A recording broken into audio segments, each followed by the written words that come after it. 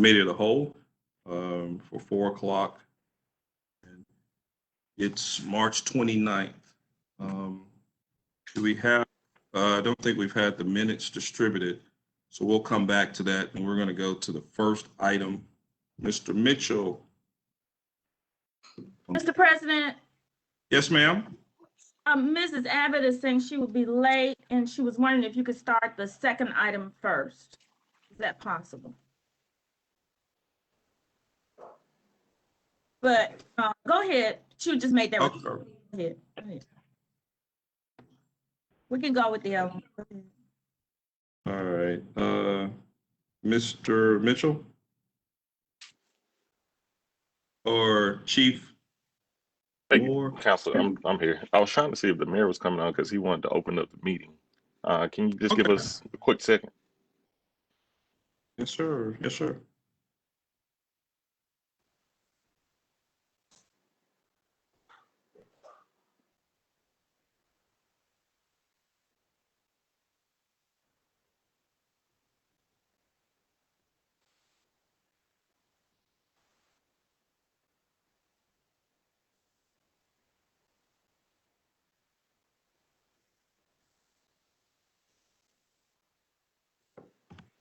And while we're waiting, this is the first agenda. There should be in the next within the next hour or so circulating another agenda for either later this week or early next week dealing with additional items, which will be capital projects, also update from the a legislative update. I think also on resurfacing of streets. So there'll be a second agenda moving that we can check if everyone's availability for later this week or early next week with additional items. Mr. President. Mr. President. So, Can you hear? I can. Mr. Mitchell was saying something, but go ahead. Yeah, well, I had we talked last week and I had asked that you put the pension issue on this agenda because I still don't know the ins and outs of that agenda. Of that bill that's in the state legislature. And if we could have someone to interpret outside of the administration, the terms of that, because we've been asked to make decisions, or will be, and I don't understand the full implications of what has transpired. Summarily, I do, but not in detail. And so we should have someone on staff or somewhere explaining that to the council, unless other councils know and I don't. And that's part of that legislative update that we're going to do in the second package of issues dealing with capital projects. But Today I thought the legislators meet tomorrow. Well, they meet several times a week. There's plenty of legislation that's moving. Today is trying to get an idea on the overall budget. And we've got a second committee of the whole agenda. Like I said, you should get a draft. Yeah, but you didn't say that last week when I spoke to you. And I understand, I'm just hearing this about a second agenda today. And if councilors can't ask for items to be added to the agenda for discussion, is it your agenda or is it the council's agenda? Council Hoyt, that's not the case. What I'm saying is we're trying to focus on you never got back with me to even say. I called you back today. Yes, sir. I called you back. Check the phone. I called you. I'll give you exactly what time I called you today. Yes, sir. I sure did. I returned your call. And I sent you a text message. I called you at 12:21. But that's not the point. Is you provide this agenda without any feedback from the council, and I had asked respectfully that you had this item on the agenda to discuss, because it's been a point of contention for more than a week now, And I think, you know, we need to know the dynamics of that. And we got lobbyists in the state legislature for the council, then somebody need to be explaining the details of this bill. Yes, sir, I agree with you. But we've also had a request for about 6 weeks about the budget in mid-year. And that was the issue that we're dealing with right now. I know there's been several requests to find out mid-year, and that's why we're allowing this time to see where we are after the license budget, after the license came in January and February. Now we're focusing on trying to get an update on mid-year. So we've had several requests from council members for a period of time about mid-year, where are we financially as a city? That's what we're dealing with right now. The capital projects have also been resurfacing, updates on the legislature. They're all important, but we got to start somewhere. And that's why we're starting with mid-year budget, and then we will go from there. Now, I've come before with 20 items, and we've had to separate them out. Y'all said, I'll separate them, do 4, 4, 4. So it's going to be an ongoing, it'll be an ongoing agenda. But right now, it was about the budget. Yeah, but what I don't want to happen is the fact that the legislature considered this item and we've not had any full discussion on it as a council. That's what I don't want to happen. And that's important too, because there's something to suggest that, you know, new folks will not be able to opt in. That's what I understand. I don't know that for sure, but that's what I understand. And so that should be a concern in terms of how we recruit for future employees for the city as well as the council. I agree with you, sir. But also, we've been asking for a mid-year budget. So which one do we do first? They're all important. That's what I'm saying. We're coming back with a second agenda to meet within the next few days, circulate it. We'll poll everybody for dates. And like I said, capital projects, which we know since we did the refunding back during the holidays, that's important. We get an update on our streets resurfacing, as well as an update on the legislative. That'll be the next package that comes either later this week or by Monday of next week, with Friday being a holiday. So that's where, but also we need to get an update on the budget. Well, So you know, my feelings about mid-year is a joke, because we make so many amendments to the budget, it really doesn't matter, quite frankly. Okay. All right. President Parker, we're ready to go for the real-time crime center update. You okay with that? You're good. Yes, did Miss Abbott, she join us? Go ahead with that one. We'll go to real time, then we'll work our way back up. Do you need to call roll? Coming back with the second agenda. Do you need to call roll? No, sir. Okay, we don't. Okay. We're good right now. Mr. We're President. receiving information. Mr. Mitchell? Mr. President, Yes, sir. Mr. Mayor? how you doing? Good afternoon. How you doing? Good, man. Good afternoon to the entire council. Are we waiting on Ms. Valerie Abbott for a certain topic, or will you allow us to kind of go out of order, starting with workers' comp? Or do you need us to start Real Crime Center? That's fine, sir.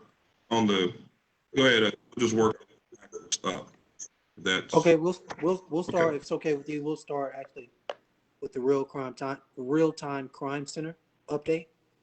And this presentation will actually be a joint presentation by Ms. White, Chief Smith, and Mr. Mitchell. So whoever's starting the lead of that, it'll actually be a deck presentation as well. So I'm not sure who's on your end can help us with that, but I think Ms. Thompson, who's part of Council Comms, can help us pull up that slide deck presentation so you all can read some information and see some information at the same time that there's a verbal presentation by Chief Mr. Mitchell and Ms. White. And if you can make sure we all receive that information, Mr. Mayor. Yes, sir. Okay. Kim, I actually So I have a don't, presentation. Can you give me the presentation role? And I can share the presentation.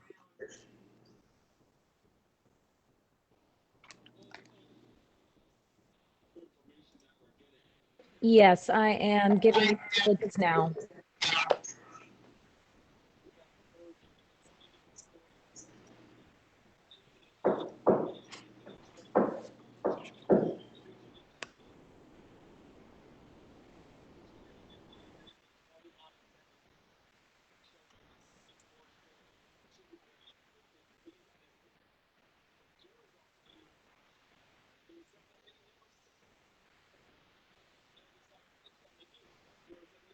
anybody else, can you see that?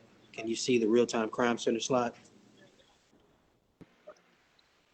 Yeah, it's up. Yes. Cool. All right. Chance, can you put that in presentation mode, please? Thank you. Go ahead, sorry. No problem, Madam Pro Tem. I think your wish, your request has been granted, and I am going to put myself on mute and let Ms. White take us away.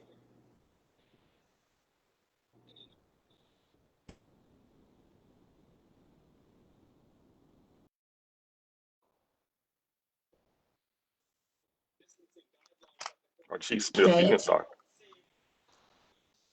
Oh, can you hear me now? Yes, ma'am. Okay, very good. Thank you. Is this the first you've heard me, or did you hear me say something already? First, we've heard you. Very good. Thank you. I am Robin White. I'm the Enterprise Project Manager for the Birmingham Real-Time Crime Center. We would like to provide the council with a crime center status update. The deck will be from the perspective of the project manager, which is myself. Chief Patrick Smith from the police department, JD Strickland, the project's technical lead, and I will address your questions along with Chaz Mitchell. All right, if you would go to the next slide, please.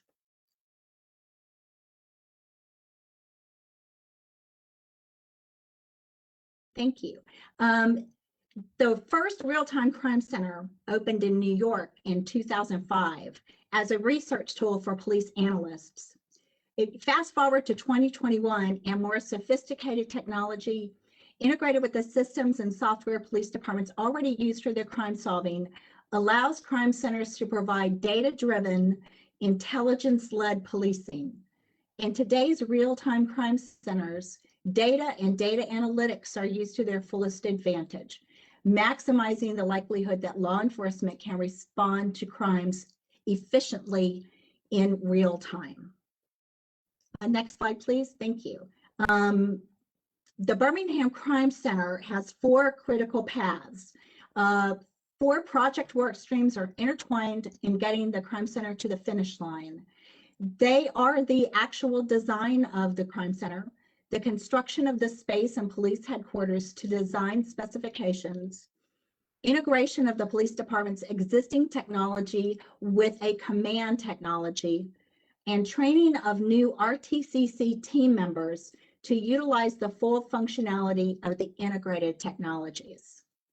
Once these 4 critical paths come to a successful conclusion, the crime center will be able to execute its mission. Our first critical path is design. The architectural and engineering documents for the design were completed and submitted to Capital Projects for review and BPD for approval in October. The architects continue to participate in the project by monitoring ongoing construction in progress. The architects' designers also work closely with the BPD and the project team to select furnishings that meet functional needs related to the work that will be performed in the crime center. Next one, please. Samples of the RTC furniture appear here, from the architect's conception to the actual selections. The furniture selected provides quality, dependability, and sustainability. Featured here are the consoles at which the command center analysts will work. They are on your left. The cubicles in which the administrative assistants to those who command the RTCC appear on the right. And in the center is an area in which support analysts will work. Next, please.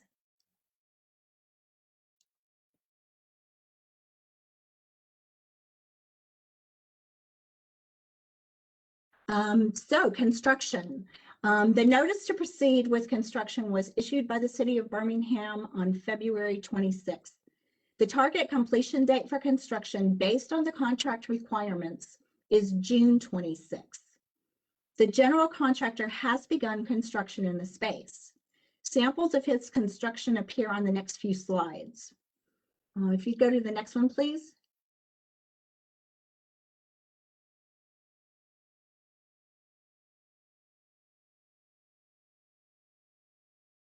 Chaz, can you hear me? Yes. I'm sorry. I'm experiencing technical difficulty here. Can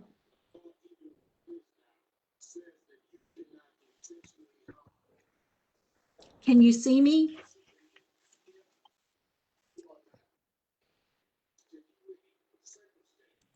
Robin, we can see you and hear you. And all of my screens just went blank. Oh, here we go. I just came back. Apologies for that, but thank you for your patience. All right, so let me talk you through a couple of these slides. First of all, there is an area for elevators in the RTCC.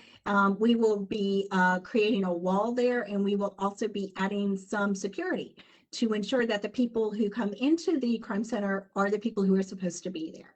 Next slide, please.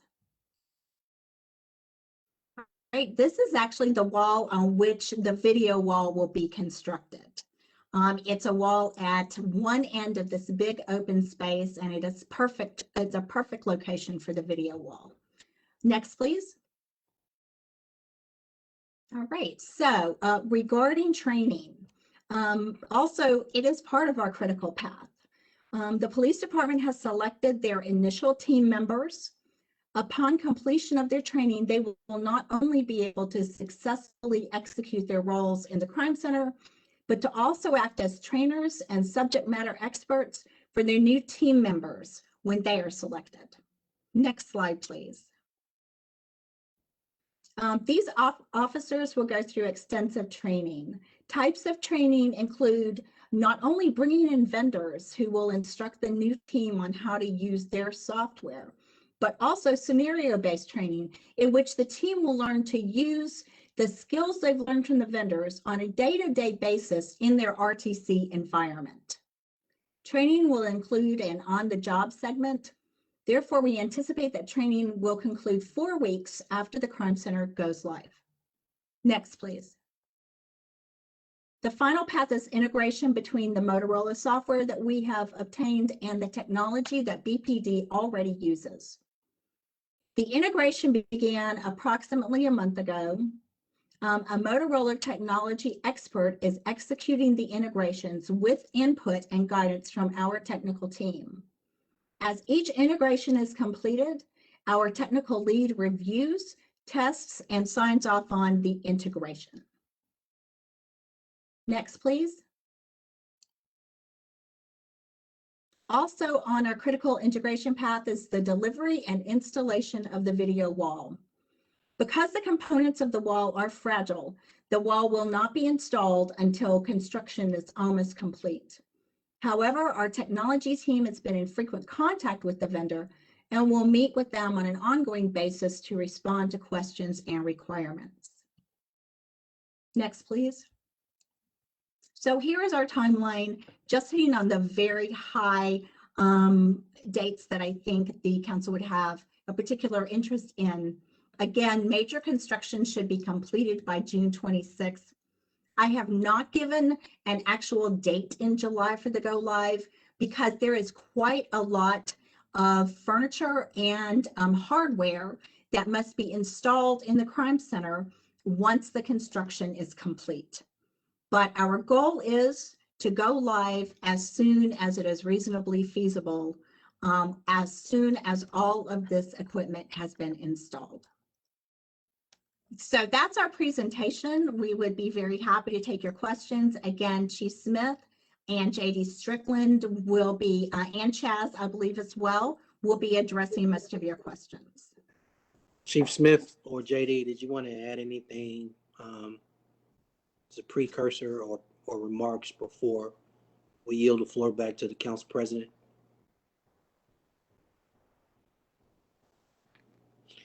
No, All right. actually, Robin covered pretty much everything in terms of the path forward for the crime center, sir.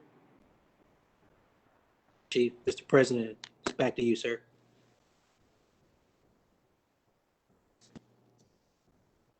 Thank you, Mr. Mayor. Are there questions? Mr. President, this is Valerie. Yes, ma'am. How are I you? just want, well, I'm good. I'm so much better now that I've finally gotten on. I just wanted to ask about our real-time crime center. How many cameras will be being monitored at the time that the crime center begins operation? And how many additional cameras will we be adding after it begins operation? And will we be linked into the county's real-time crime center in any way, since they already have more or less, I assume, what we're doing? So right now, we don't have a total number of cameras that we'll be monitoring. We do have our Alabama Power cameras, in addition to some additional flock movable cameras. We will be in conjunction with the MAC center that the sheriff department has, as they already monitor many of the same cameras through the housing authority, as well as many of the Alabama Power cameras. Okay, so we don't have any idea how many cameras we'll be watching when we go live? We don't Not have yet, Ms. Abbott. We Beg your will, pardon? but we don't. Not yet, Ms. Abbott. That's being assessed now. We don't now have that number yet. Wow. Seems like that would have been one of the first numbers that you'd want to know, is how many, what are we going to have to watch with? Well, part of this is going to be a buy-in / participatory project as well, right? So we know, for example, if you take Parkway East or Bessemer Highway 3rd Avenue, a lot of businesses have their own existing cameras. And so part of what has to be done is who's willing to allow us to participate and or engage in their feeds. But the starting number, just to give you off the back, no. But we will have it before. I imagine they will have it before it's up and running. And if that's a number you want provided to the council, we can definitely get you that number. Yeah, well, I would like to understand how it's going to work. We have visited the county center, and so some of us have we have a vague idea of how it's going to work, but we've been encouraging our neighborhood associations to get their money ready so they can help to buy cameras for the police department in our neighborhoods. And, you kind of want to have information to give people, because we actually attend all the neighborhood meetings and we're the ones that get skewered when we don't have answers. So that's the reason for my asking. I don't want to know where the cameras are, because then you'd have to shoot me, but I would like to know how many we've got. And if the neighborhoods are willing to fund cameras, I think that they're thinking, and I was thinking, that they would just pay for the purchase of the camera. And we've been told that they would have to pay a monthly monitoring fee or something. So that gets a little gray. That information is somewhat inaccurate. The flock cameras are an annual fee. I'm assuming they can break it down monthly. But we have flock cameras, and we also have our Alabama Power cameras in operation. We're able to view them right now. And so it's just a simple number that we don't have. And the reason that we don't have that is because many of the flock cameras some of them were provided to us, and they expand and contract as we go through the process of evaluation. Okay, thank you. Well, I'm sure more information will be forthcoming, because there are neighborhoods that have money. And since we'd like to use other people's money instead of our money and we want to use money that needs to be spent, it's a great thing for neighborhoods to want to do, in my opinion. But y'all may not agree. But thank you, Mr. President, and thank you, Chief, and thank you, Council Mr. Abbott, to answer your question about the Alabama Power cameras, the original contract had up to 95. So that's one number that we do know. There are 95 cameras in the Alabama Power contract. Okay, thank you. Mr. President. Yes, sir. Yeah, Mr. Mayor, will there be any collaborations? One thing I did notice when we, I guess, toured the county's crime station, crime command center, was the fact that they had other municipalities that manned, I guess, cameras that were directed. And I know that Birmingham is surrounded by other municipalities. And if in fact there will be some intergovernment agreement, with our police department, because I think we rely on others as they rely on us. So I'm just trying to see what would be our approach to this process.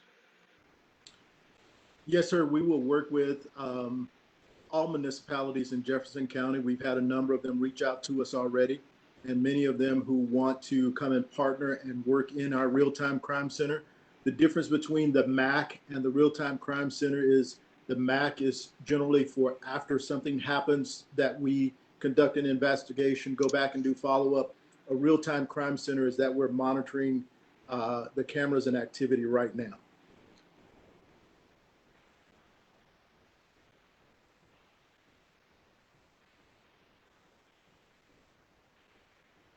Councilor Hart, does that address your question you had, or you have any more Yeah, follow-up? that's fine. Okay, all right. Did others, Mr. Williams, everybody else is? It's good. Mr. Okay. President. Yes, sir. Yes, I have a question. I guess it's a question. I'll state it in the form of a question. We have cameras in Railroad Park and along the Rotary Trail that I don't think are currently being monitored by the Birmingham Police Department. And what I wanted to know was, or what I wanted to ask is, are there conversations about integrating those cameras into the real-time crime center? Yes, sir. We plan to cooperate with all entities to try to bring as many cameras as we can. The whole idea, though, is to find compatibility, to make sure that the cameras that they are using are compatible with the system that we're integrating right now. And so once we are up and running, then we're able to check compatibility and also see exactly what we need to do now as well to bring those cameras in so that they're monitored as well, sir.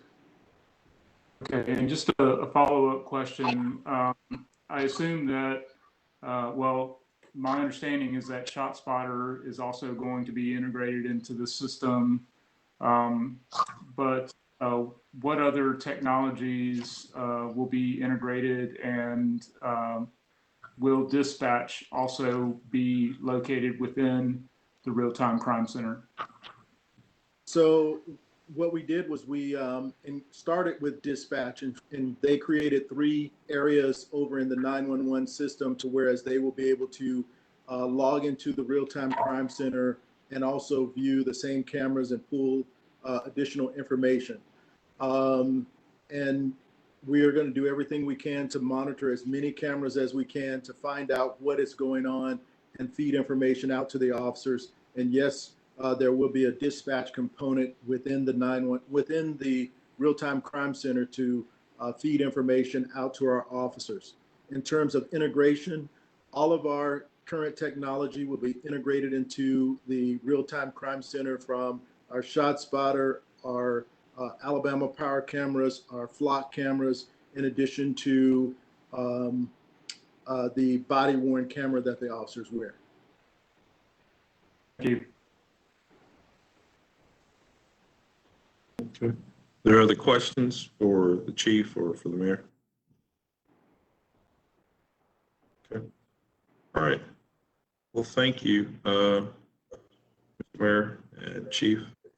Yeah, thank you, Mr. President and Council. Mr. President, if there is no more conversation, concerns, questions, or thoughts on the time crime center, if it's okay with you, Mr. President, we would like to discuss workman's compensation next, which also has a slide deck presentation, and the presenters are the combination of Jill Madizik as well as Lester Smith.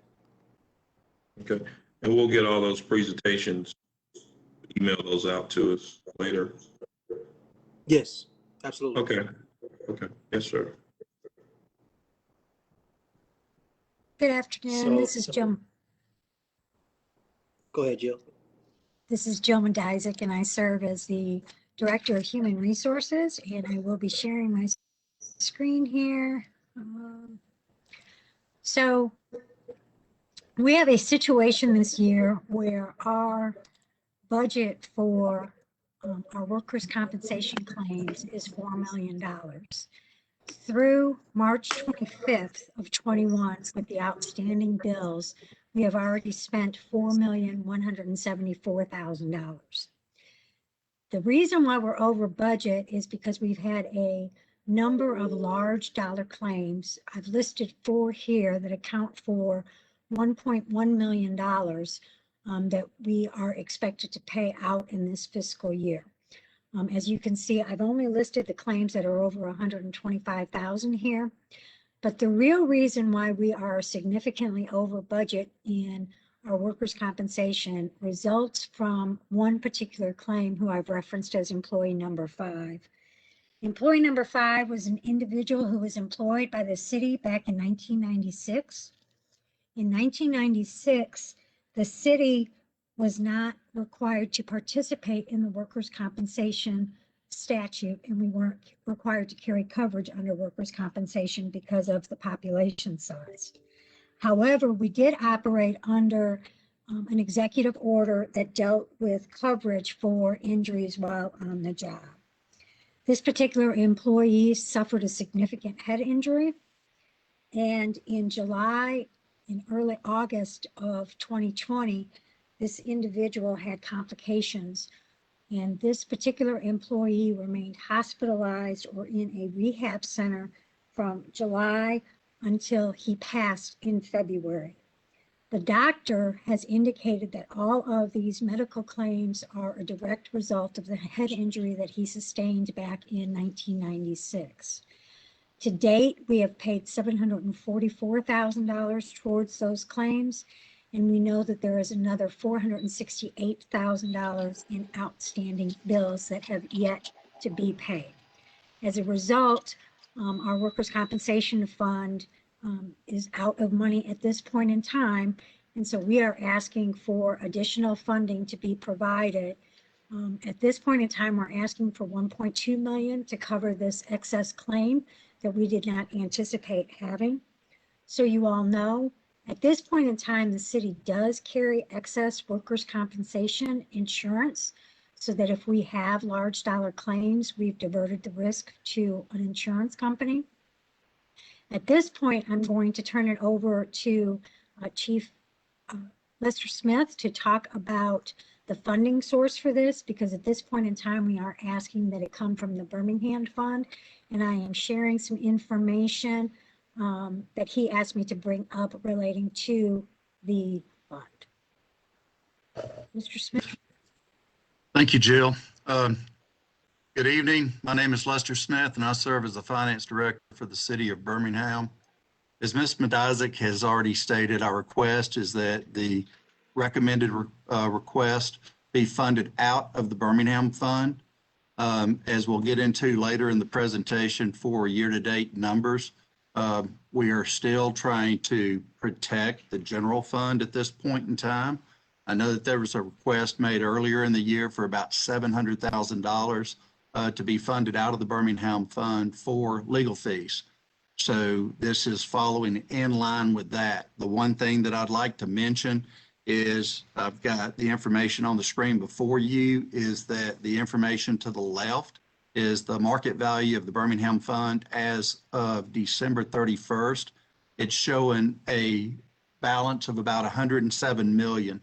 Now, if we compare where we were at December 31st to where we were at July 1, 2020, the start of this fiscal year, I'm told that the fund balance at that time was around 92 million. End of 12/31, we're at 107 million. And then the information to the right is the balance as of February 28th.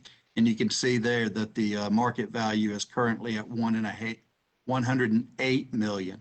So we feel like that we've got the capacity in this fund to take care of these charges that are really an anomaly. That's all I have. Mr. President and Council, I would like to share a couple notes. HR and legal usually do an amazing job at budgeting for potential costs related to legal claims and or workers' compensation. This year has definitely, in both instances, I want you all to go back to when we came to you about the legal claims, and pretty much there was one outlier case that pretty much ate up the juice majority of the fund to pay out to potential claims in one fiscal year, July 1 of 2020 to June 30th of 2021. Looks like we're in the same issue here with the workers' comp situation. And so it falls squarely in that same emergency issue with 90 days remaining in this fiscal year to use the rainy day account, because it does qualify as an emergency issue because we still have to pay out workers' comp's claims with the remaining 90 days in this fiscal year. So I know this has been a topic for a while, but I really want to take any and all your questions and or concerns or issues you have with it, because it has to be addressed. It's kind of like legal claims. It's one of those things you just have to do. And sometimes I think this is we're rounding out our third fiscal year. We didn't have these problems in the first two, but they both jump out this year.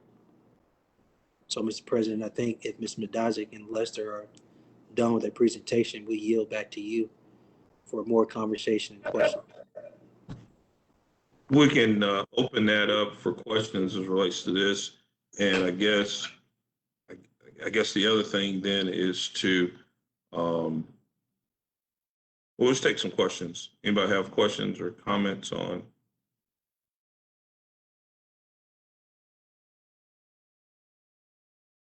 Sure, I'll ask one. Okay, go ahead.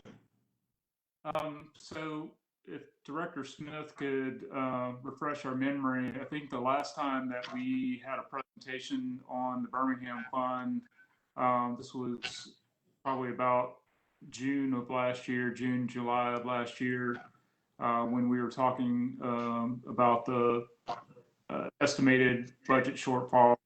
I think at that time, the Birmingham Fund had taken a hit and lost a significant amount of value. And I want to recall that it was more in the vicinity of 90 to 95 million. So the information you're presenting today shows that that fund has rebounded in the value. Is that correct? That is correct. Currently, as of February 28th, we're showing a market value of around 108 million. So even from 12/31, it's increased in 2 months, it's increased $1 million. And my numbers showed the same thing, Councilor O'Quinn, that as of the end of the year, we're right at about 92 million. That sort of begs the question is that, you know, has not been an average year over the past year, but in an average year, what type of fluctuation do we see in the Birmingham Fund?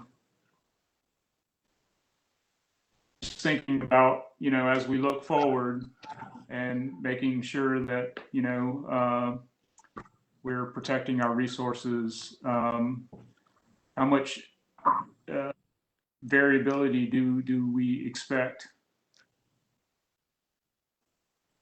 So one of the things that we do, Counselor O'Quinn, is the city of Birmingham does what a lot of enterprises do, especially those enterprises that have endowments, is they roll off of a 3-year average. And what that 3-year average hopefully does is it kind of takes into account any of the extremes, whether they be gains or losses, so that you don't eat up, so to speak, into that corpus. Mr. Saxton's just made me aware of the fact that the fund's usually around $88 million. Okay, so right now, yeah, we're sitting around 108. Keep in mind that what we do is every year we end up, I want to think it's roughly around 5%, which this past year was around $2.6 million. So even with that, it seems like that we've got a healthy balance there. Now, that doesn't mean that we want to get too aggressive with that, right? We still need to save that. That's why it's called a rainy day. Now, to the mayor's point, keep in mind, you can't always budget for what we call unknowns. We follow a principle that says you don't want to plan for failure. So what we've experienced this year, and this is why you have to have reserves, and this is why we have to be careful, even with the general fund, is you want to make sure that as these anomalies come up, that you have reserves to go to. Otherwise, if you budget too much in your general fund for what might happen, you end up taking money off the table on an annual basis that could have community impact.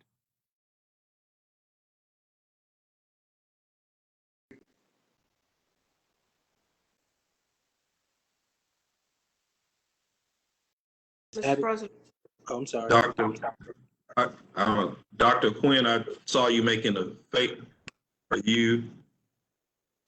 I'm done. Thank you. Okay, all right. Mr. Mayor, I think I heard Councilor Abbott, I think. yeah, I just wanted to add a couple of questions, and please correct me if I'm wrong, because sometimes, your memory plays tricks on you, but I was wondering, what happened to the $1 million line item that we had for a clinic? Where did that end up? Ms. Madazik. So that money has not been used. We are still in the process of working out the contract, and that money was set aside. And I think Mr. Smith can explain better, but those funds are held because they will go to offset the costs of the savings we're lacking from having the clinic open. Mr. Smith, Lester, can you elaborate more on the money end of that? Correct. So Councilor Abbott, to your point, one of the things that anytime the department, the administration comes forward and they want to make an investment, the first question you ask is, well, as a result of this investment, what's my return? What Ms. Madazik was speaking to is we felt that with $1 million investment, we could end up realizing gains from our health insurance costs, which runs us about $45 million a year. So we set that $1 million aside, right? That $1 million is supposed to help us achieve a cost reduction in our insurance. If we do not end up investing that $1 million in this fiscal year, then those dollars are going to have to be held to offset the actual increase in health insurance, if that makes any sense. There's another, Yeah, well, go ahead, Ms. Abbott, because you Yeah, made me have a I question. was just trying to remember the details of that, since it had been a while since we discussed it, and I was pretty sure that we didn't have a clinic.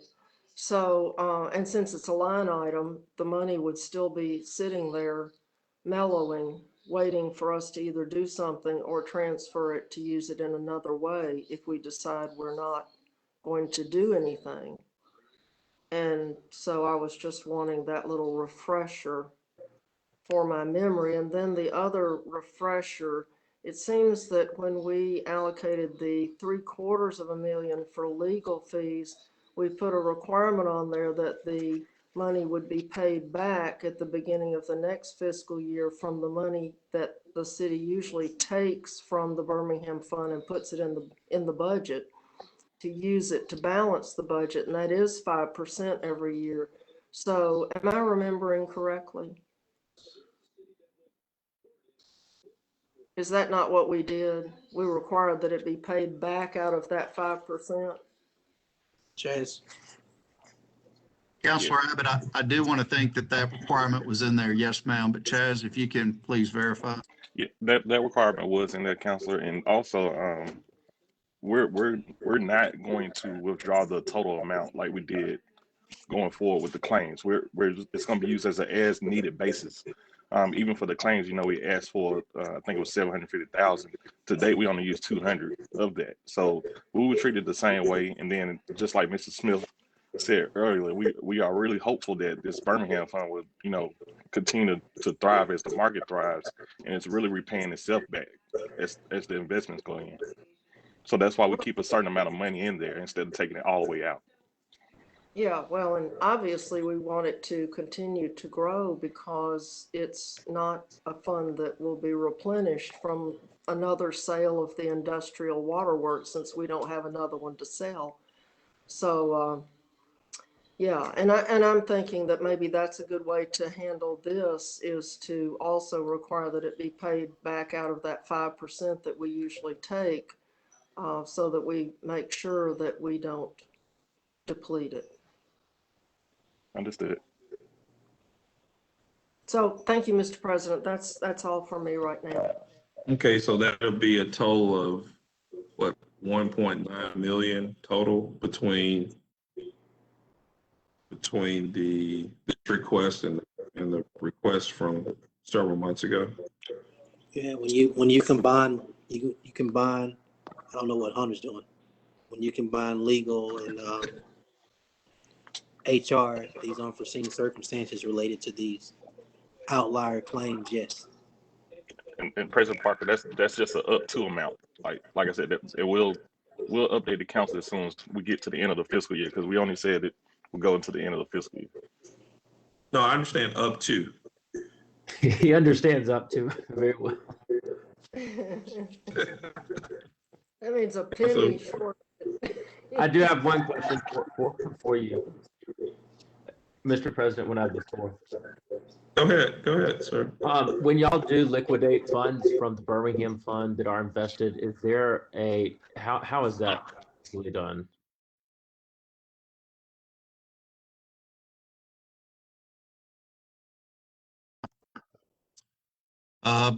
If Mr. Saxton is able to speak to that, I'm not sure if he's got access, but he is the one that actually handles those transactions, and I'd rather leave it to him to answer that question.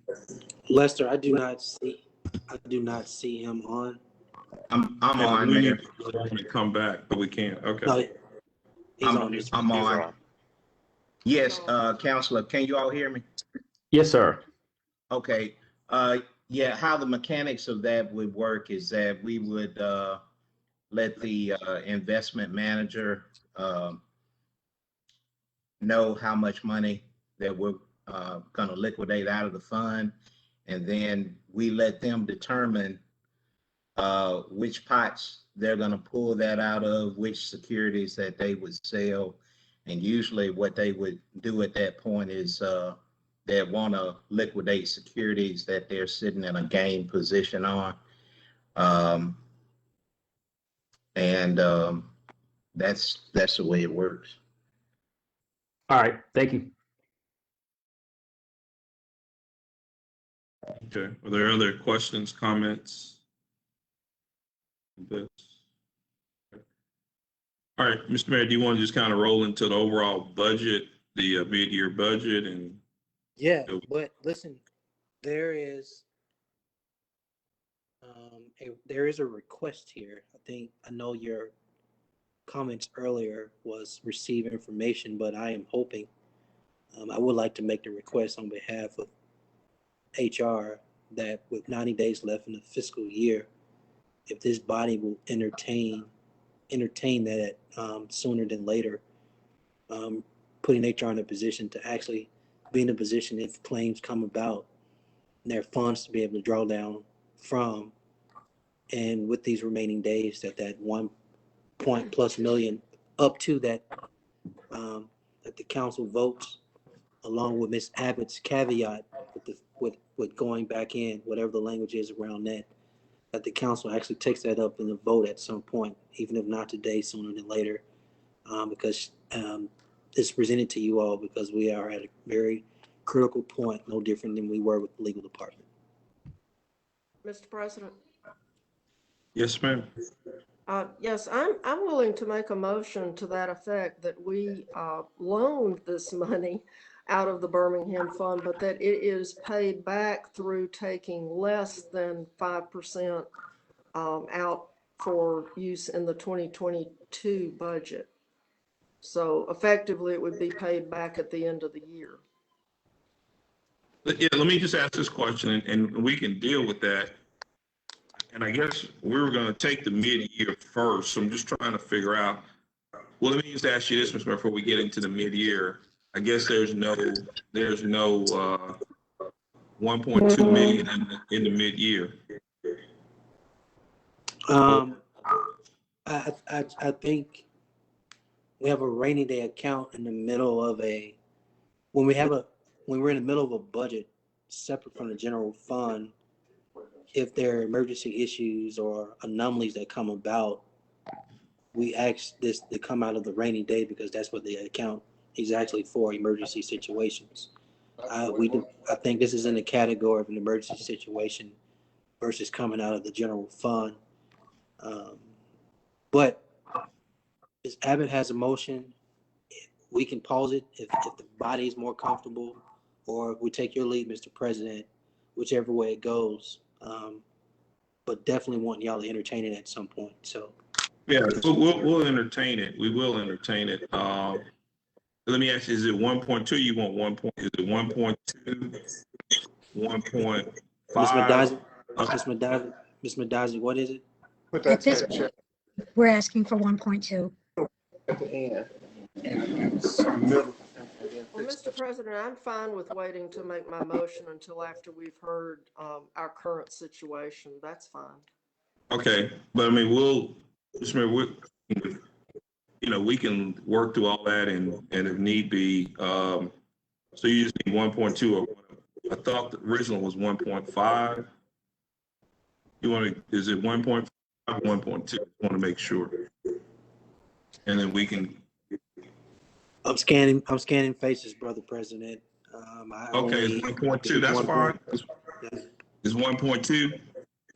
Yes, that's. Okay, that's fine. Okay, 1.2. Okay, if we can just put a pin in that just for a second, and we'll just get our mid-year, and before we adjourn, we'll take up Councilor Abbott's motion. Thank you, Mr. President. Yes, So sir. about And is this something, and is this something that we need as relates to, I guess, I know you mentioned, is it time sensitive as relates to something that needs to be addressed tomorrow or next week? let me just flat out ask Ms. Madajic. Ms. Madajic, can you give him the president, a very candid answer on where you are related to the 90 days starting this Thursday, April 1? This just needs to be an addendum tomorrow with the blessing of the council, or can it wait till next Tuesday? It can wait until next Tuesday. We've paid the bills. We are waiting for the next batch of bills to come in. So if it's on the agenda on April 13th, I guess that will be fine. We did submit a proposed resolution, which we will have to go back and look to see if it contains the qualifying language that was requested by Councilor Abbott. So we'll address it. We can do it as on next Tuesday's agenda. Mr. Mayor. Cool. Thank you, Mr. President. Well, if it's okay with you, Mr. President, there's one more topic. I think these two topics are actually blend at some point, but we wanted to give you a brief conversation on the COVID-19 stimulus money, the American Rescue Plan. That's Kelvin Stasher presentation and others, and then we will go immediately following that to the budget briefing. Mr. Doctor. Good afternoon, Mr. Mayor. Can I have the share content capacity, please?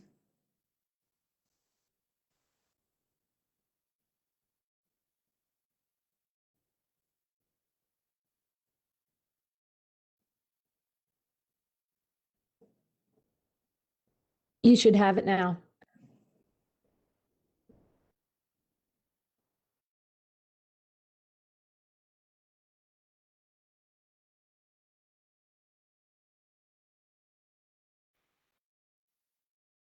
Awesome, thank you. Council, good afternoon. Kelvin Datcher, Mayor's Office. I spent some time along with our team from Forbes Tate and Pine Street a couple weeks ago talking about the American Rescue Plan and its potential impact on the city of Birmingham.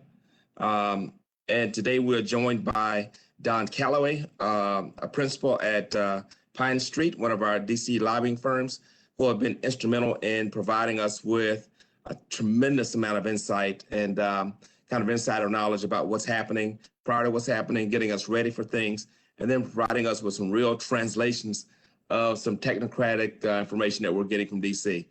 So our federal response team is made up of Mr. Calloway, along with Libby Greer and Ryan Welch at Forbes Tate. Libby and Ryan were part of the Governmental Affairs Committee meeting with Councilor and Chairman Woods on March 15th of this year. Just so you all know, we are really trying to leverage partnerships across the board and across the nation and make sure we understand in real time what's happening, what's available for the city, what we can maximize, and then what we can go after. So U.S. Conference of Mayors, for America, Drexel University, MasterCard have all been great partners for us thus far. And we will continue to work with them, and hopefully that will continue to grow. The Brookings Institute, we have a call with them coming up this week. We are looking for as much guidance as possible as the federal government looks to release their guidance on how dollars can be used that were allocated, and also what dollars may be available for us to pursue. So a little bit about the plan. Here are the major tenets of it. The priority of the American Rescue Plan is to mount a national vaccine program to contain COVID-19 and then safely reopen schools.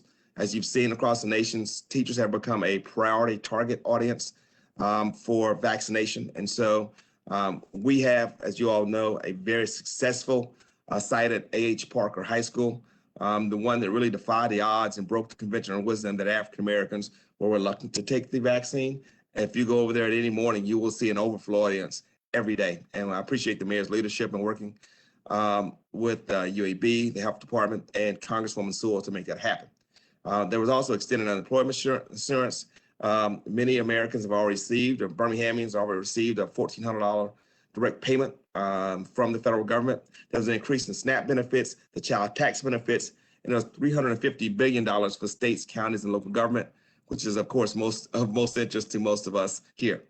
Birmingham will receive $148,820,000 from the American Rescue Plan.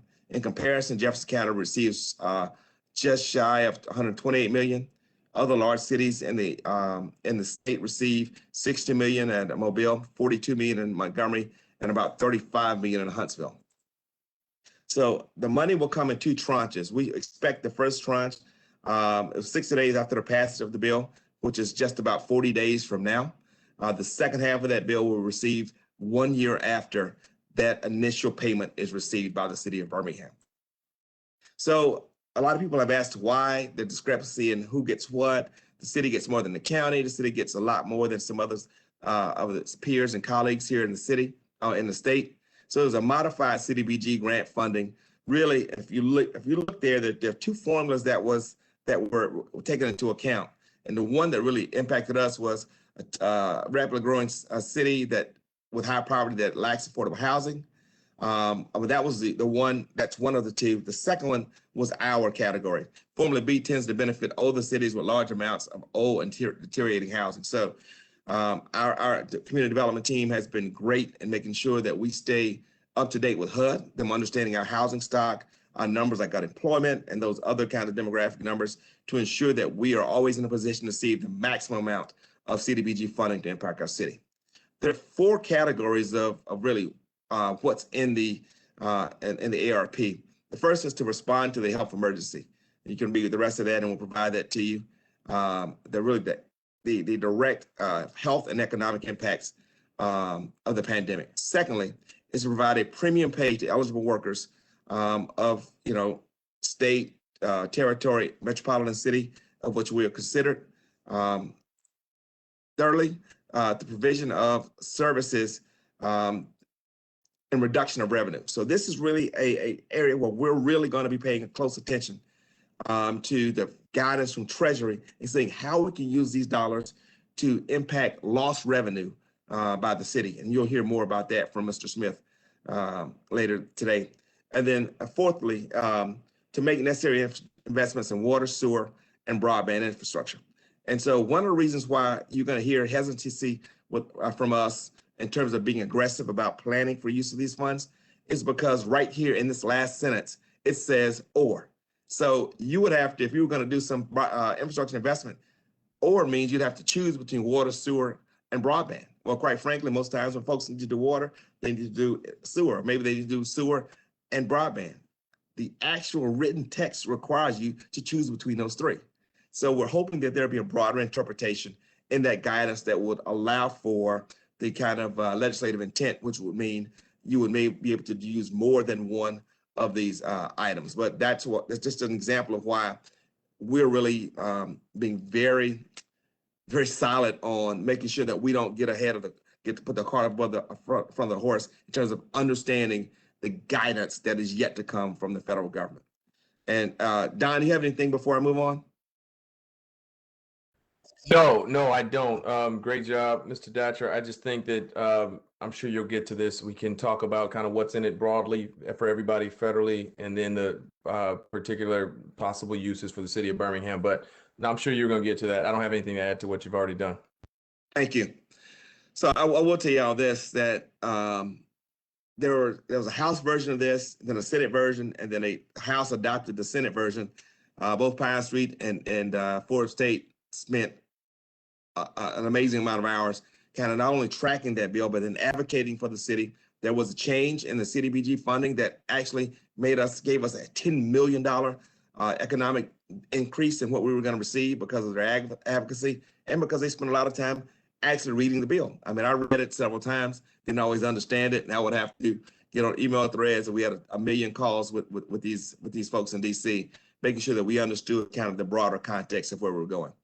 Now, one of the things that the mayor will talk about in our future is that there are also a ton of dollars, literally hundreds of billions of competitive grant dollars, as well as hundreds of billions of other dollars that won't come directly to the city, but will come to either our families, our businesses, nonprofits in the country, in the state, in the city. And we want to make sure that we're in a position to provide technical assistance to those folks to make sure that the maximum number of dollars are received by not just the city of Birmingham, but other entities inside our city limits.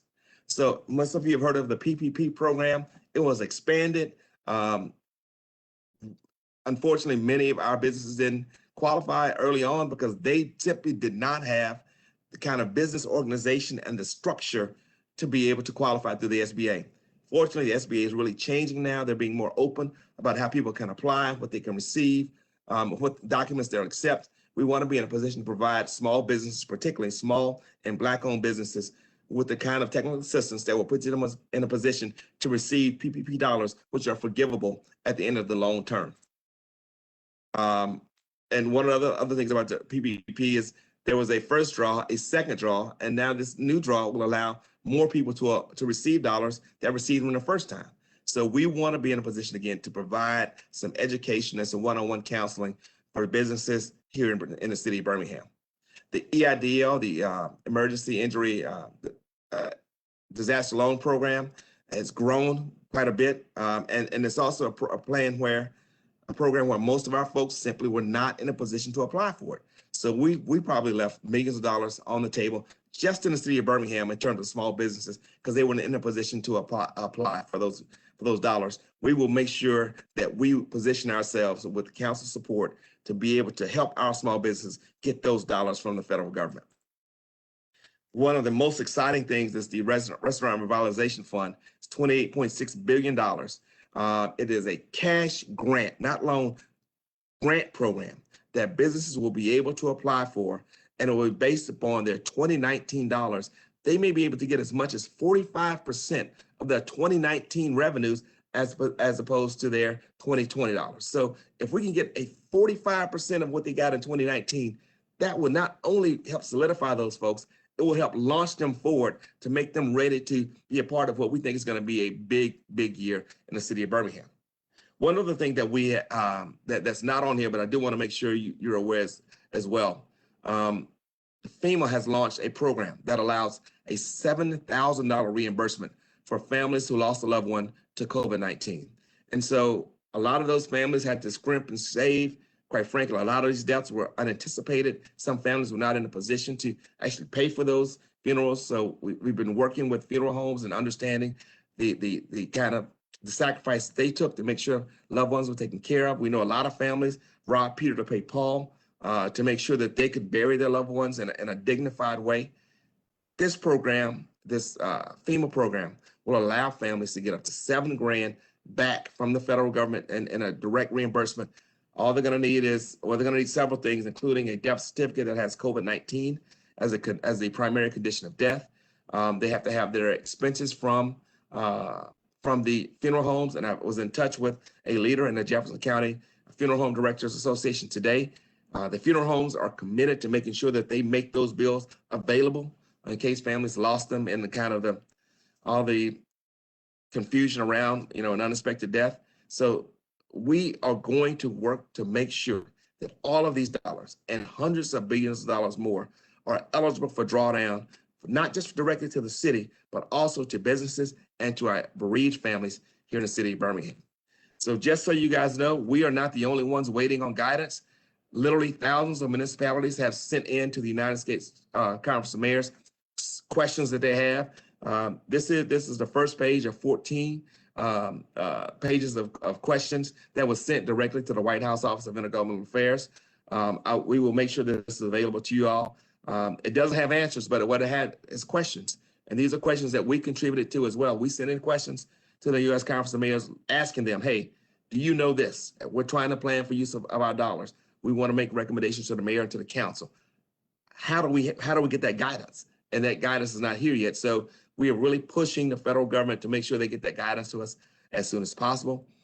We have received through Forbes Tate a 11-page document that is guidance from the OMB. So the Office of Management and Budget has sent to the departments and to the cabinet secretaries the criteria for how to set up competitive grant programs.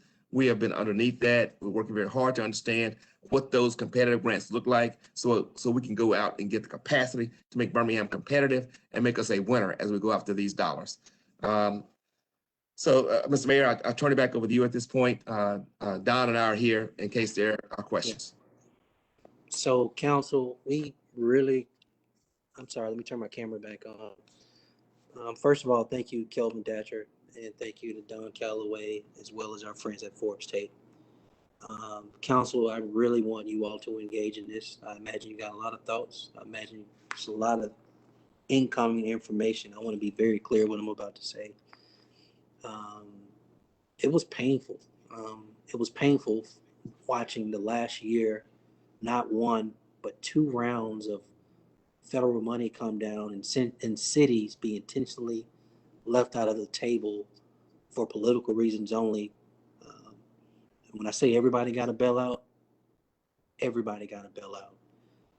Our local airline got a bailout. BJCTA got a bailout. Our small businesses got a bailout. What do you call it? Nonprofits, churches. I mean, everybody got a bailout except us. And we had to make all these very hard financial choices. We had to make these unpopular decisions. But as late as it is, I'm glad to see it's finally here. We don't have it in hand yet, but I'm finally glad to see, literally right at a year mark, cities, and we're one of those cities across the nation, finally actually receive a bailout that has put us in a position to help our employees, to help our budget.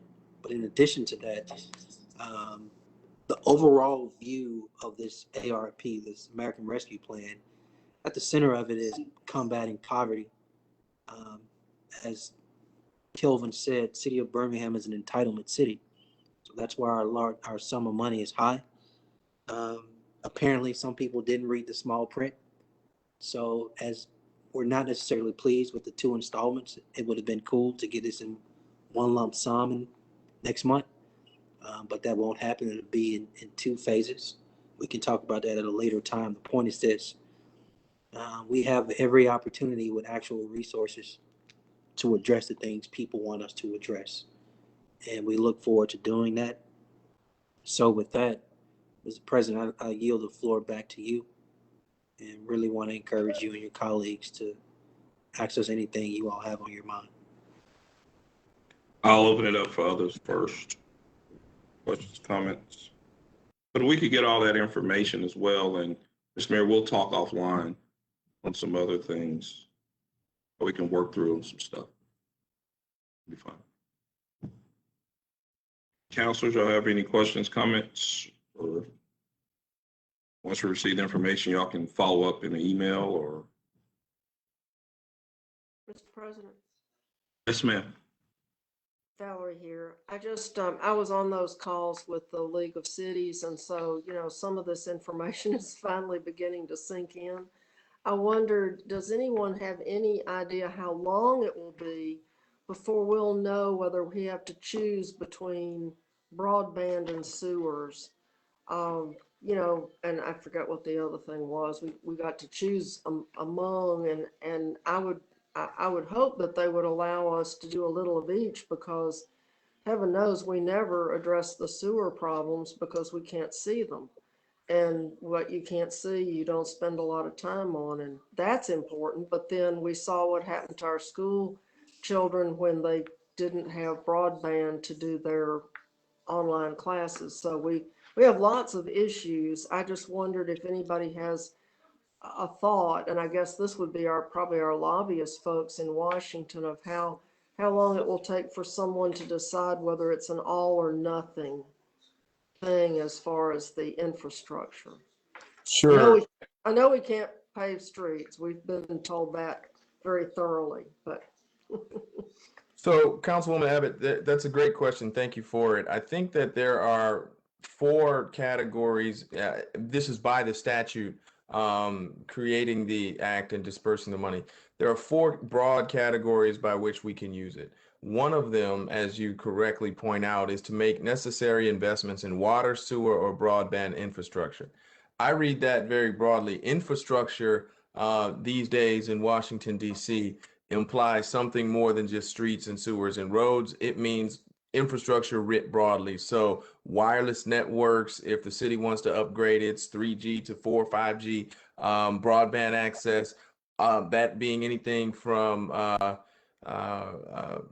fiber optic cables to, again, like increased Wi-Fi capacity, or even devices given to school children. So extraordinarily broad interpretation of the word infrastructure, but I would also suggest that we should continue to wait on guidance from any number of agencies who will be distributing funds. That said, when we talk infrastructure, I don't think it's an either or choice. It's certainly not choosing between, you know, the classic piping and all of that. It's not choosing between that and broadband. As the city council and the mayor see fit, you all can use you can allocate money for all the above under the name infrastructure. Really, the only thing that's not permitted as a use is to shore up city budget because of lost revenue because of COVID. So you can't just store away and stockpile the money. And number 2, it can't go to city pensions. So beyond that, or really public employee pensions, be they city or not. So really beyond that, as an extraordinarily broad-based use of what the money can go to in the name of recovering from the pandemic. Stimulate. Okay, yeah, thank you. They want us to stimulate Birmingham. Well, I'm all for stimulating Birmingham. Let me ask one question. I'm sorry, Mr. President. Oh, go ahead. Is that okay? Council Abbott, is that it for right now? Yeah, that's really because that or word, you know, or is kind of like shall and will, you know, there's a difference between Shall and may, yeah. Yeah. No, that's a great question, and it's kind of a poorly constructed sentence, given that it says or, but it just kind of means all the above. Yeah. It's one of the things. Councilman, it's really one of the things that we really just wait. Like Don and I, we hit like refresh on our email all day. We're just waiting on it from the different departments. Dollars are divvied out all over the place. So some will come from Treasury, IRS, DOT, from all over the place, and they're all going to be different. Like Don said, though, but it's a poorly constructed thing that we hope is fixed by guidance, and there are probably another 24 things that we hope are fixed by guidance inside the building. Good, because that's a biggie. Yeah, let Thank me, you. 2 things real quick. One, maybe perhaps we might have a training or some kind of work session as relates to just understanding all the different moving pieces. Mr. Mayor, we can talk this offline. Just on making sure we stay on top of it. The second thing, and also as we engage our different national organizations, like you all, what you have with the U.S. Conference of Mayors, we have the League of Cities, and we have other national groups as well. We'll make sure when they send information that we're sending you that information as far as before the meetings to participate in those, Mr. Mayor. We'll need, if it's, have Mr. Datcher or others on those calls as they're sending us informational type of sessions. Mr. President. Yeah. Okay. Yes, sir. Just one other thing, Councilor Hilliard. How you doing? Thank you, Mr. President, for the recognition. Well, I'm glad to hear that you are anticipating more training and more detail. I want to know all the way down to the very letter on what we can and cannot do with this money, because I want it spent in the best possible ways to revitalize the 99 neighborhoods. I think it's long overdue. I'm happy that we can't spend it on streets and roads. I think that's something that's in place. I want it to make a difference for our community. I know that President Biden is coming with an infrastructure bill, so I'm glad to hear that. And I don't want us to jump over him and use this in a manner when we're going to get help. To do those things as time go down the road. So let's be very prudent.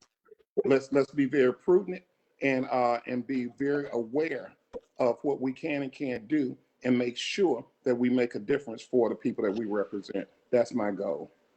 Okay, yeah, thank you, Mr. Hilliard. Let me just kind of piggyback off of, we were talking about infrastructure when y'all started talking about it. And then if we also can have a conversation around, while the bill is going to be, I'm sure there's been a lot of markup over the last, probably been worked on for 6 months or more. What's our strategy around the infrastructure bill? That's about, the president's going to make comments on Wednesday. What is our ask from the city, from the councils, and I'm sure we have some ask, I know. And we can talk about that further, but Mr. Mayor, we could also just have a set. I guess we need to also talk about the infrastructure bill that's moving, and what are some of the things, and try to get a whole list, because we just need to be ready for that as well. Yes, sir.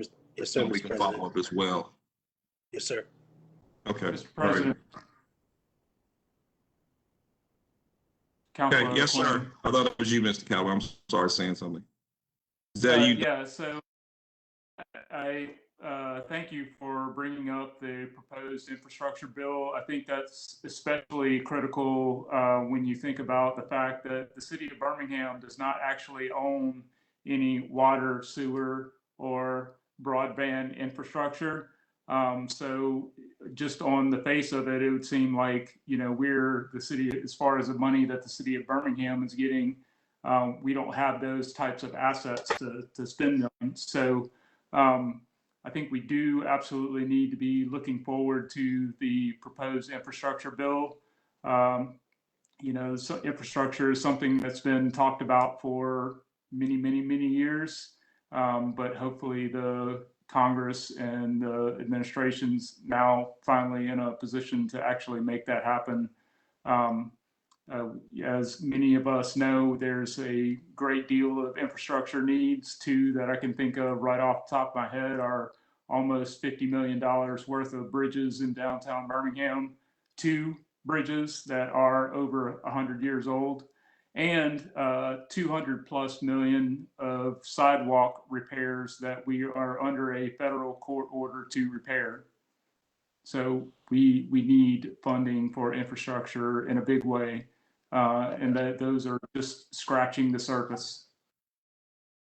Yeah, Yeah, I would think interstate lighting, all that we might can get in this upcoming bill. So we'll work through that with the mayor and Mr. Datch and all on setting up some additional work sessions.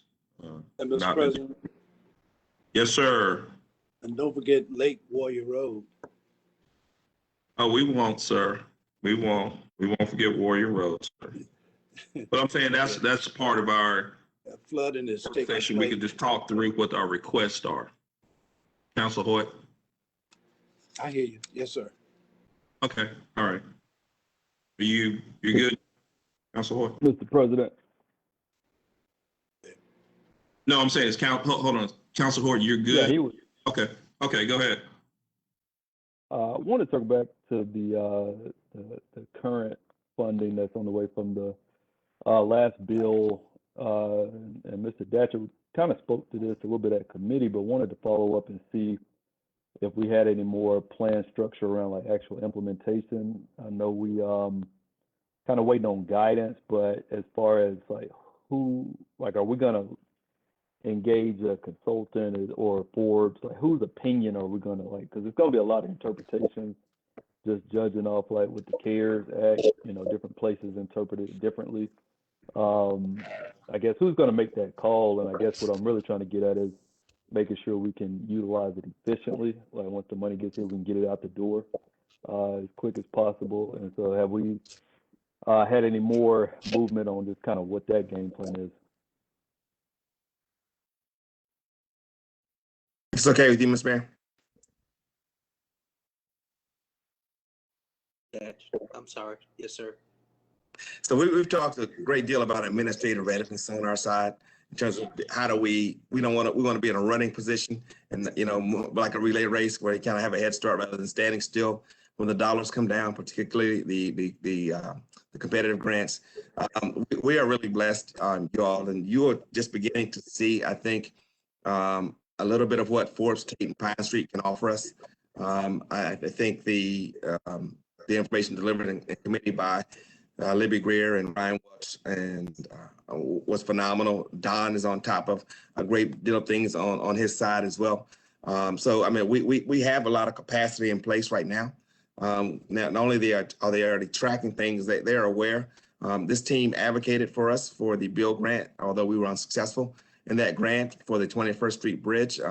They are aware of the needs of the 21st Street Bridge, 22nd Street Bridge. So that advocacy is ongoing. So fortunately, again, we have a running start. We're not just starting from scratch. So council, you know that our folks in DOT have made the assessments of those bridges and some other places around the city.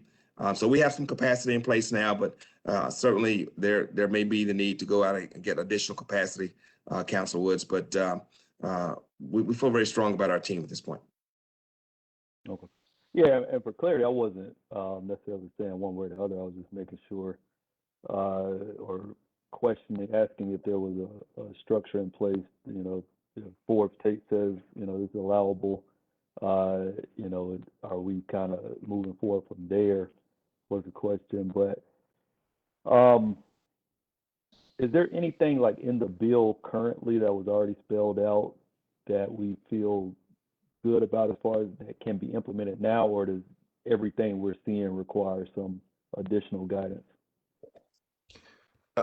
I can take that, Mr. Datcher. We're good? Okay. So some of the potential uses, can you guys hear me? Okay, thanks. Some of the potential uses, just in discussions with other cities and hearing from committee staff, based upon our understanding right now of what is permissible, we can take lost salaries for city personnel, premium pay for city employees who have been put in dangerous positions because of working through COVID, programming to combat COVID-related learning loss for students. That's, again, pretty broad. Grants for local small businesses, so you could effectively create a double.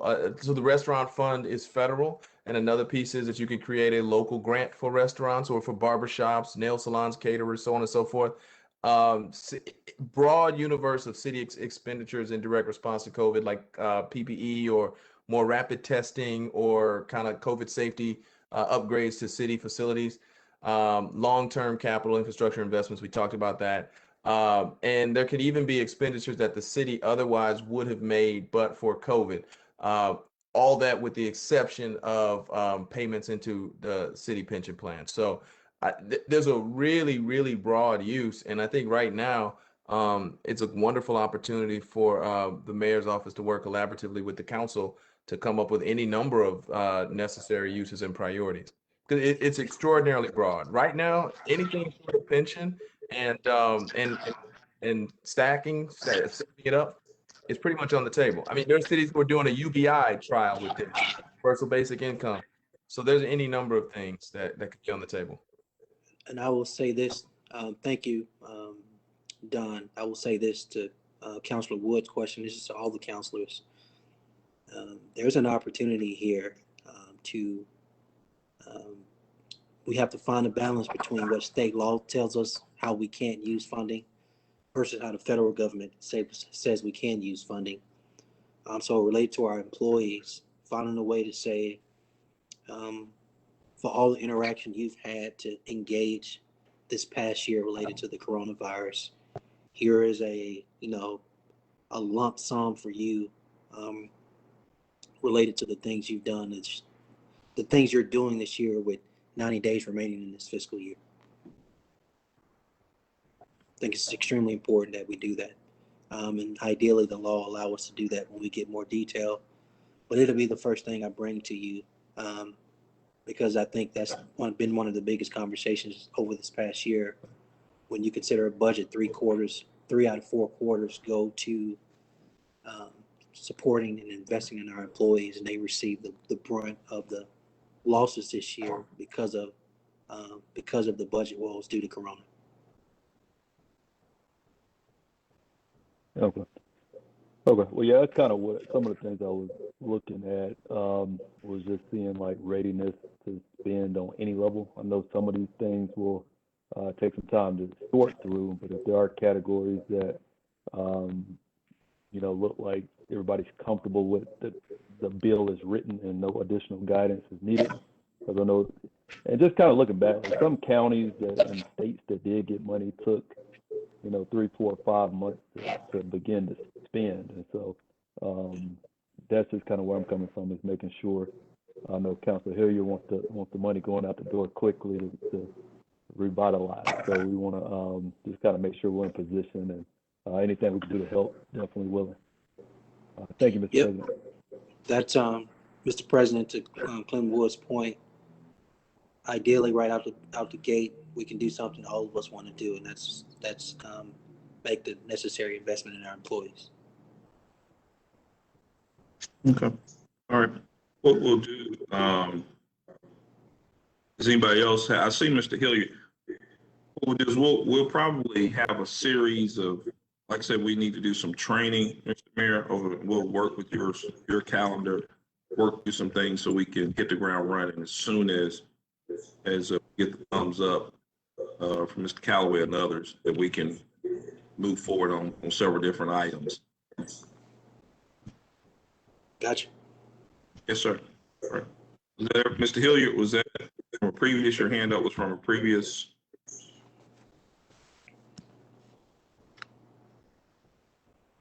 Okay. I'm good, President. I'm good. Yes, sir. I saw your hand. Is that from your previous comment? Yeah, I was giving a thumbs up. All is well. I like what I'm hearing. Okay. All right. Hey, is that for this part? We're good to go into the budget for, give us an overview on that, or you need to? Mr. President. No. This is a great segue. And yeah, since we're talking about all of them, we're gonna have some more conversations about it. So yes, sir, go ahead. Good segue, Mr. President. If you will allow me, I just want to frame it and then lob it to Lester Smith. That will go into the detail you all need. I think everybody remembers, literally right at this point about a year ago, all of us collectively met to discuss, the immediate actions to secure funds for a COVID-19 response plan. Some of the first things we did out the gate, we identified funds to pay for PPE, for public works, police, fire employees. And then we identified funds for overtime because we knew some of the extra things we needed to do. We identified teleworking. I know you all remember the Small Business Emergency Loan Fund and money to address the estimated budget shortfall to complete the fiscal year that actually ended, if I'm correct, June 30th of 2020. So that was literally the last quarter. And I'm proud to say together, right, the mayor and the council as a collective, we took quick action and addressed the immediate needs. I would say faster than a lot of cities, not only across Alabama, but across the state. Across the country, that positioned us as a city to enter a time that none of us had experienced before. And then the following months and the economic impact from the pandemic, put us in a position where we had to make some, like as I stated earlier, some not only difficult, but some very unpopular decisions.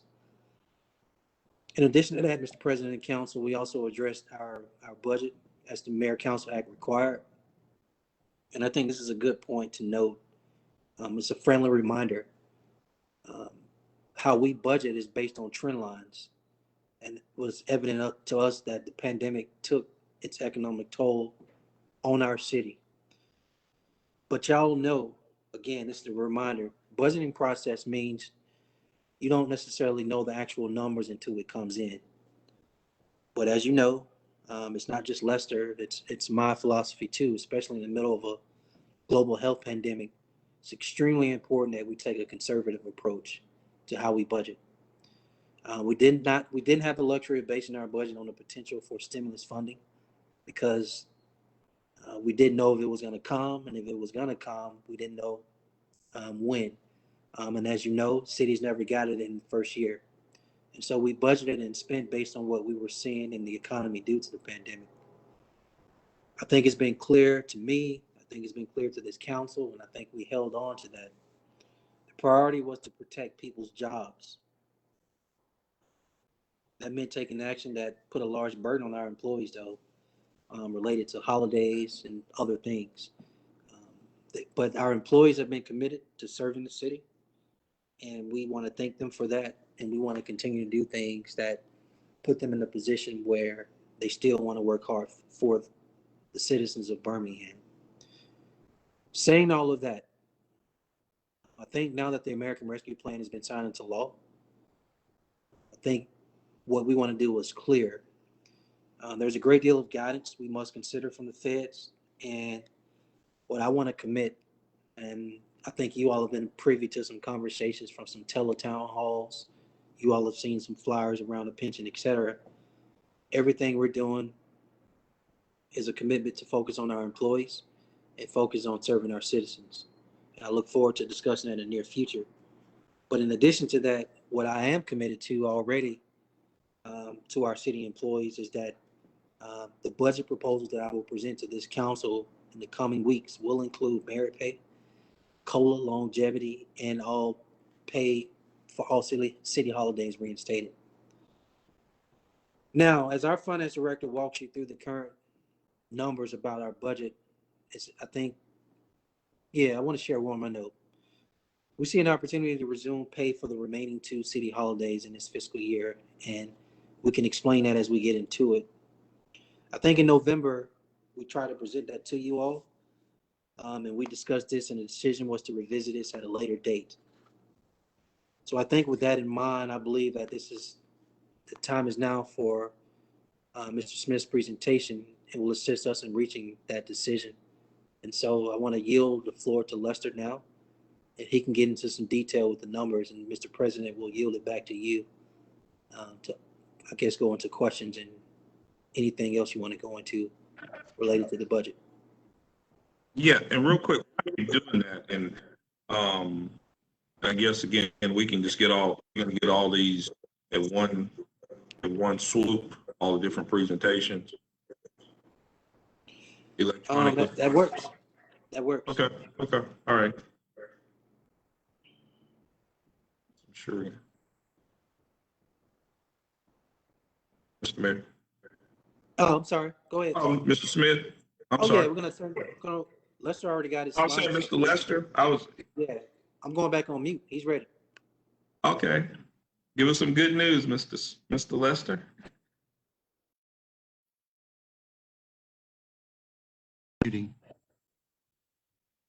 Try it again, Lester, you were on mute.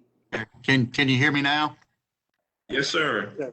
Okay, so we'll get started here. So this is the year-to-date financial summary through January 31st, 2021.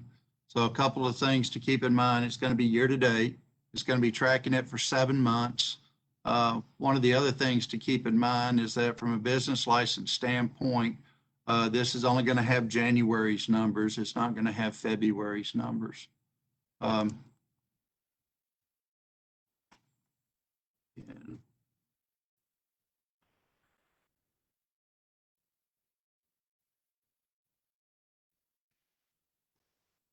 Having a hard time advancing the slideshow here.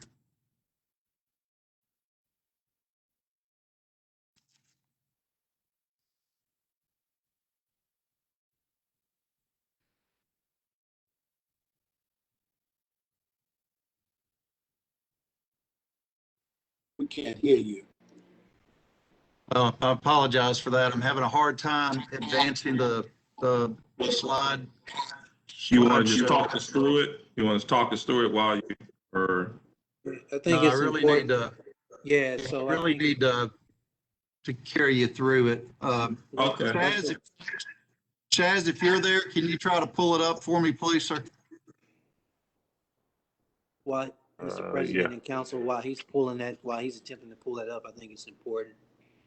I haven't even seen the slides, but I think it's important we see the slides as he talks so you can see the numbers. I think, everything we talked up to this point has been, some part of the appetizer, but I think Lester's presentation is the main course of today. So it's going to be extremely important that we see that the visuals, have visuals with his words as well. So Chaz, we're going to be a little patient and see if you can get that up for us on Lester's. My apologies, Chaz. You good now? No worries. Kim, if you make me present, I can go ahead and knock it out.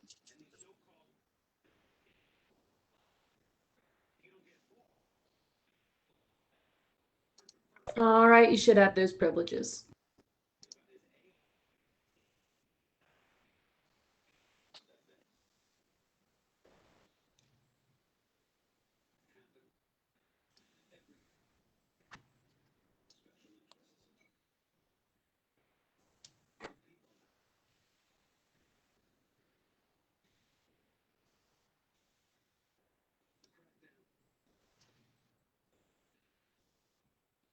Good, Chaz. Let us know when you're good so we can flip it to Lester and y'all co-quarterback it as far as him telling you next slide. It's on the red list. Okay, so when we look here, this first slide here is where we're looking at the revenue comparison. We're going to read this bar graph going left to right. So the amended budget, if you look at that there, that's showing a 7-month amended budget of $228.5 million. What I want everybody to keep in mind is included in that amended budget number there is about $15 million of general reserves that was budgeted. If you remember, we came in and we were going to present revenue at around $390 million, which was about a $63 million decrease year over year. And at that point in time, the decision was made to, well, let's, instead of going down to 390, let's go into general reserves, and we're going to add back 26 million to that out of general reserves. So what we've done with the amended budget here is we've taken that 26 million, we've divided it by 12 and multiplied by 7. So that number there does reflect 7/12 of that 26 million, or approximately $15 million. Now, once we did that, that cut that $63 million projected loss down to about 37. We'll want to kind of put a pin in that number as we go forward. As we start moving to where we are to the amended budget, we come over to that next line item there, and that's ad valorem. What this says is that through the 7 months ending January 31st, ad valorem tax is down $9 million. Now, at this point in time, I wouldn't be concerned about that. Based on conversations with Jefferson County, the revenue is coming in as expected. I think one of the contributors that has led to us reflecting a $9 million decrease is twofold. One is, if everybody has heard or remembered, the U.S. Postal Service was running about 3 weeks behind on delivery. So just think about mail coming in. I think the other contributor to this number was the fact that you've got people working remotely. And I'm not sure that Jefferson County, as those items came in, they were able to get them processed as quickly. So when we look at that $9 million, I'm not very concerned about. It will get back to zero as we move and start looking at February and March numbers. The next item there is business licenses. Now, at first glance at that, you say, hey, wow, we're up $6 million in business license. One thing I'd like to do here is take you all back to December of 2019, which is when we rolled out the new online business license platform.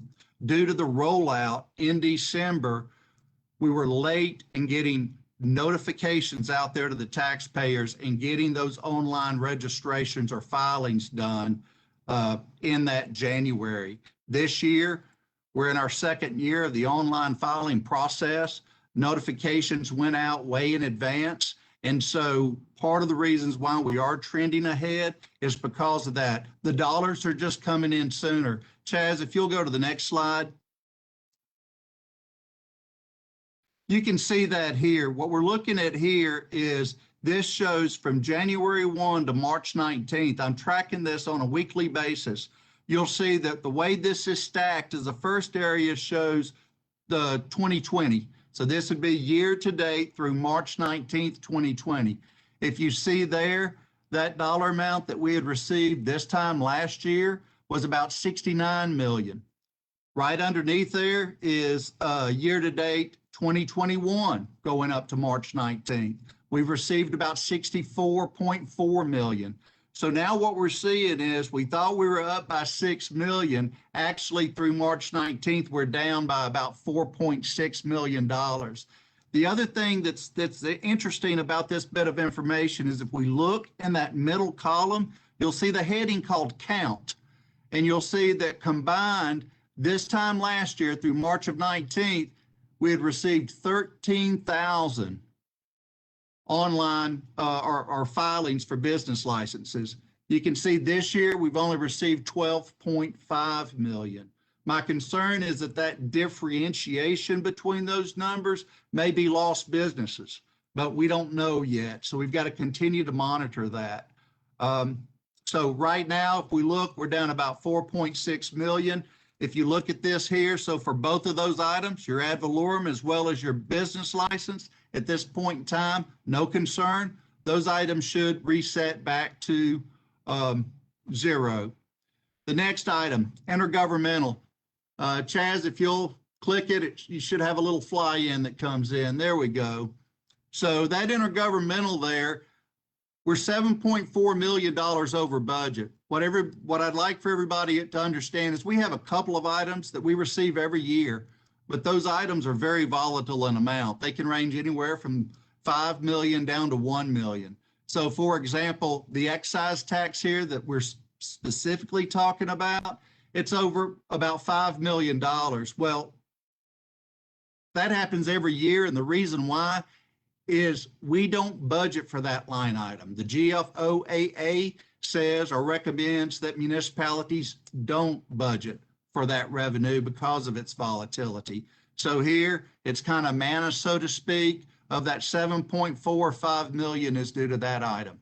Now, here's where we get to where everybody is extremely interested in what's going on. Let's talk about business licenses. Okay, general business tax. This is where we're going to get into sales, use, lodging, occupational. When we compare year over year, we're up 26.7 million.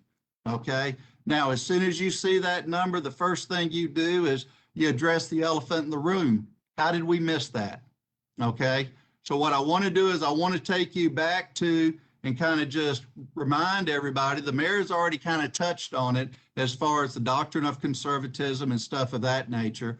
but I'd like to remind everybody of how our budget gets prepared, okay? Chaz, next slide. So to some extent, the finance department is constrained by what it can and cannot do when budgeting revenues on an ongoing basis. If you go back and you review the Mayor Council Act, I believe it's section 5.04, and I actually have a copy of it here. But basically what it says is that the general fund budget shall be prepared in accordance with accepted principle of municipal accounting and budgetary procedures and techniques. One of those primary concepts that we use in accounting, right, whether it's for actuals or for budget, is the doctrine of conservatism. There's that word prudence again. I believe Councilor Hilliard has already used that word. But when we look at that doctrine, basically the convention of conservatism, also known as the doctrine of prudence, is a policy of anticipating possible future losses, but not future gains. They're going to make you recognize the bad, but not the good, right? The policy tends to understate rather than overstate net assets and net income, and therefore lead companies or municipalities to play safe. So let's look how that played out when we were in the process of preparing the 2021 budget. If you recall, our normal year ends June 30th. We normally present the budget around May 20th. That was right in the height of the pandemic. So what we asked at that point in time is we said, hey, we think it's going to be prudent if we delay the budget at least 3 months. Let us get through and understand what's happening as we think it may be with the pandemic. Pandemic hit in March, as you recall, as far as the city of Birmingham. So when we look here, these lines you're looking at is that gray line on top. That's actually 2020. Okay, I've got fiscal year, but it's fiscal year, but it's also running calendar. The blue line is fiscal year 2021, and it's through July. The orange line you see is nothing more than a trend line. It says, hey, which way am I trending? Am I trending up or trending down? During that time period, if you look right over to the right of that graph, you'll see that our year over year, YOY, decrease was at 18.8%. So if you recall back when we were doing projections back in March and I think even April, we were saying, hey, we think we're going to be trending down about 20%. So when we prepared the budget, we went line item by line item as it relates to our revenue. The year over year decrease of 18.8%. So we said, fine, we're going to round it up and we're going to budget 20%. Next slide.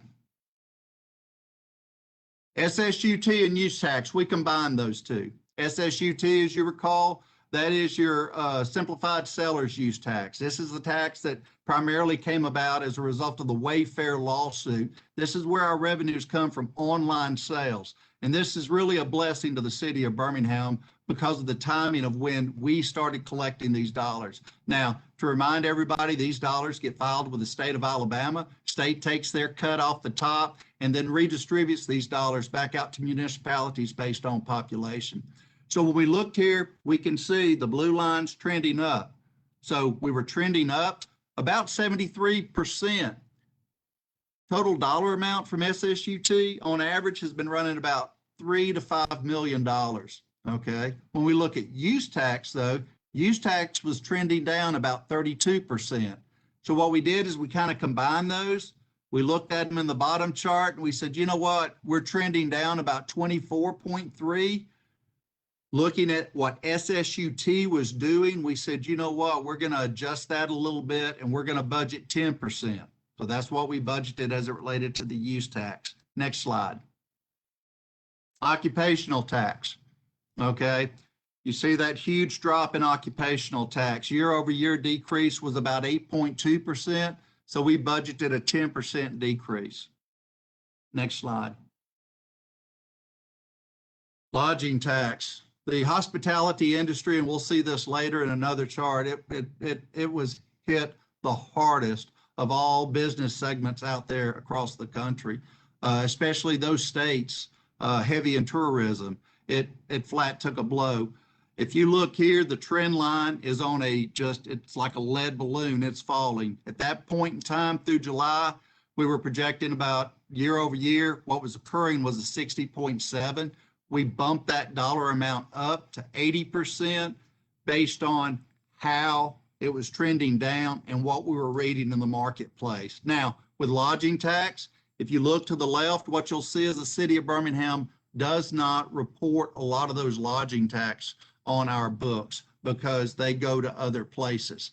The one thing that we have to be careful of and mindful of as we go forward pertaining to lodging tax is that lodging tax does go to fund the PACE board and the debt associated with that PACE board. That debt's about $3.5 million a year. So we've got to watch this, even though small amount goes into our budget, is it's instrumental in paying the bond on Regions Field.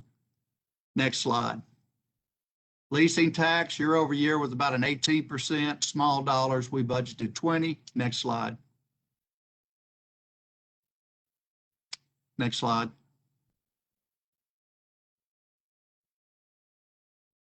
Okay, I thought there was supposed to be one more recite before this. Chaz, look and see. If not, I can tell, well, no, we'll talk to this. We'll talk to this right here. Perfect. This is ideal.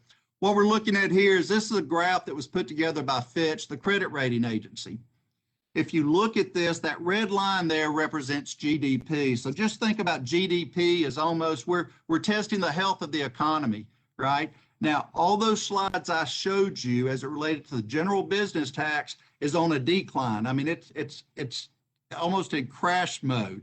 When we look, hit it again, Chaz. When we look here, GDP is going down. So when we say, okay, how was Birmingham's numbers compared to what was actually happening with the gross domestic product, it was on a decline. Now that decline in GDP, that's where you get into, when you start to see that, you start anticipating increase in unemployment numbers. You start to see business revenues drop. You start to see customer spending drop. So our numbers were actually telling us what was happening from a GDP perspective. Hit it again, Chaz. GDP actually dropped about 30%, but this is the item that nobody could predict, okay? And even being aware of it, it was going to be difficult to quantify. This is personal income.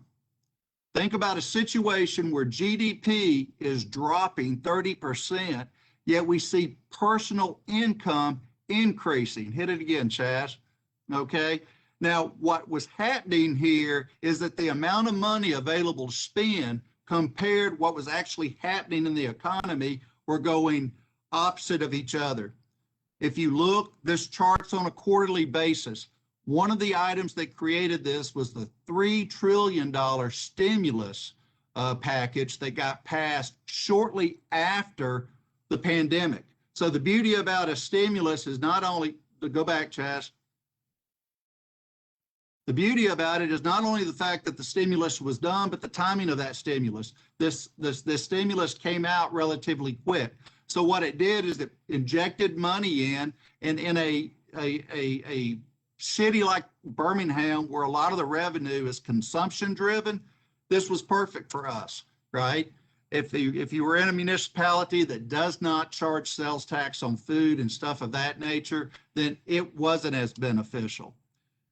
So my concern here is if you look at this, you've got this personal income that's really propping up or supporting this decline in GDP. Once this stimulus runs out, the question's going to be, where are we ending up from a GDP perspective? Next slide, Chaz. So the other thing that added to this increase that we saw is that there was a direct split between certain business segment. This here is called a K chart, and if you look at the blue line, it's kind of the upper part of a letter K, and the orange line is the lower part. What we saw here is that you see prior to COVID-19, those two are on top of each other. The blue represents technology, retail, software services. The orange represents travel, entertainment, hospitality, and food services. That hospitality industry, and we've already seen the impact to our revenue base there. But as we go through the recession, both dropped. As we come out of recovery, what you see is that technology, retail, software, manufacturing, it's bounding back. So it almost looks like a pure V recovery, but the hospitality industry is lagging, and they're lagging also in jobs. That's why what Mr. Datcher had already alluded to, the restaurant revitalization fund. That's why that's so important to try to get money out to the businesses in Birmingham that are impacted by this. Next slide, Chaz. So when we look at this, hey, that's great. We're up 26.7 million, okay? The next item to that 16.9, that 16.9 reflects the fact that even though that 228.5 all the way to the left includes general reserve dollars, we have not drawn on any of those dollars. So when we look at it combined between revenue, less that reserves, we're trending $9.8 million ahead. So at this point in time, my recommendation is we are not going to be accessing the general reserve dollars that were allocated. So when we add all those up, we come up to $242.6 million in revenue for the 7 months. Now, what we need to be mindful of, that next gray column, that very last column on the right, that is actually the year-to-date 2020 actuals for the 7 months ending June 31st. So while we're doing better compared to budget, we are still down $17.5 million. Now, if you recall, when I first started this presentation, I said we had the 63, we folded in 26. So we were looking really at a drop in revenue year over year, about 37 million. We are sitting at 17.5, which is 47% of what was anticipated. Chaz, next slide. So let's look at expenditures. So expenditures right now, we've got amended budgets of 252. Our year-to-date actuals coming in at about 54. So it's kind of right in line. Items to note here is that overtime is trending up a little bit, 3.7, but the salaries and wages are trending down about 11.9. So at this point in time, no concerns there. So now all we're going to do, it's simple, A minus B equals C. Item to the left is your revenue. That's the 242.6 I've mentioned. Your expenditures are coming in at 254.5. So for the first 7 months of the year, we have a deficit in our net change in fund balance of 11.8. Now that's not uncommon. As I've said many a times, when you look at our revenue and how it comes in over the year, 20% comes in the first quarter, 20% in the second quarter, and then with business licenses and retail from the holidays, 40% comes in the third quarter, and then another 20 in the fourth. So as we go forward, looking at our projection for the next 5 months, Chaz, next slide. We're actually projecting, and all this is very simple. This is taking what was budgeted, right? We haven't made any adjustments for what we deem to be possible condition changes. Over the next 5 months, we're budgeting revenue about 177 million against expenses of 168. So you start to see now revenues are coming in more in the second half of the year as we would expect. So we're projecting an 8.2 surplus there. Next slide, Chaz. So when we look at those two items, the number to the left, 11.8, that's the actual net change in fund balance for the 7 months into January. We're looking at a projection all the way to the right from February 1 to June 30th of 8.2 surplus. When you combine those two together, right now, what we're projecting is we're projecting to end the year at about 3.7 million. Now, what does that mean to our general reserve fund? That means that if this comes to fruition, all we're going to have to go into the general reserves for would be 3.7 million, not the 26 million. This is huge when you think about what we were faced with going into this budget year. To be able to come out, if this holds true, to be able to come out of 2021 without having to go into reserves in a major economic downturn while still increasing our funding to the pension is quite an accomplishment. Next slide, Chaz. I believe that's it at this point in time. I'll do my best to answer any questions any of you may have. Before he does that, I do want to thank Lester for that presentation. And I wanted to highlight just a few points and then give it back to you, Mr. President. One is that I think all of our actions, Mayor, Council combined, and the tightenings on these departments, it kept us from dipping into our reserve fund deeper than we needed to go. And I think the other note is, again, to our employees who've shown their commitment. And as we move closer to the new fiscal year, I think these budget numbers presented before you suggest we have the opportunity to revisit conversations about holiday pay, at least for Good Friday and Memorial Day. I at least wanted to just say that publicly to you all. But You want to do that tomorrow? Man, that would be great, Mr. President, if you cool with that, sir.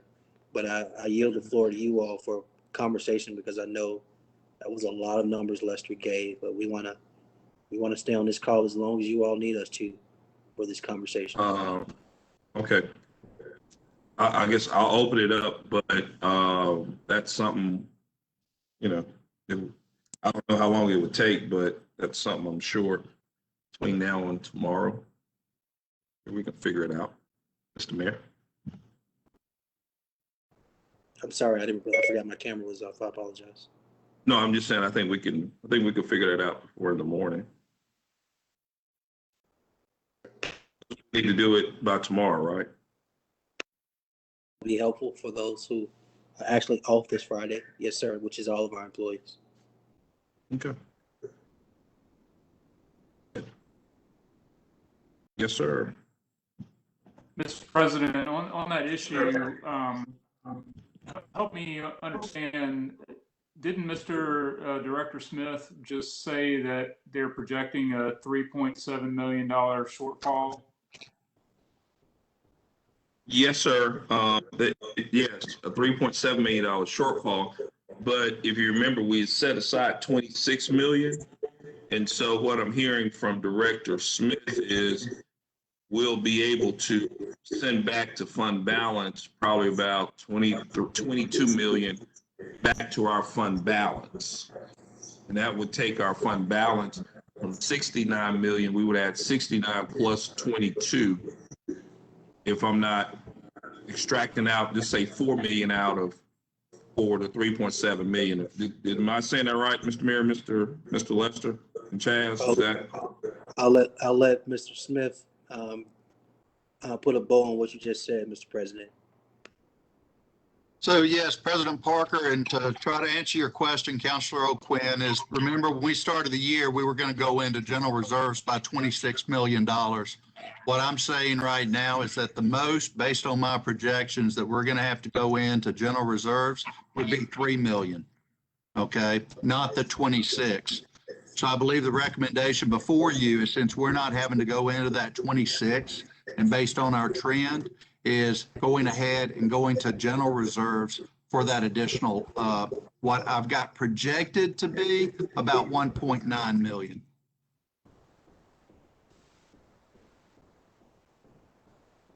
I think I understand. Yeah, that would make us then,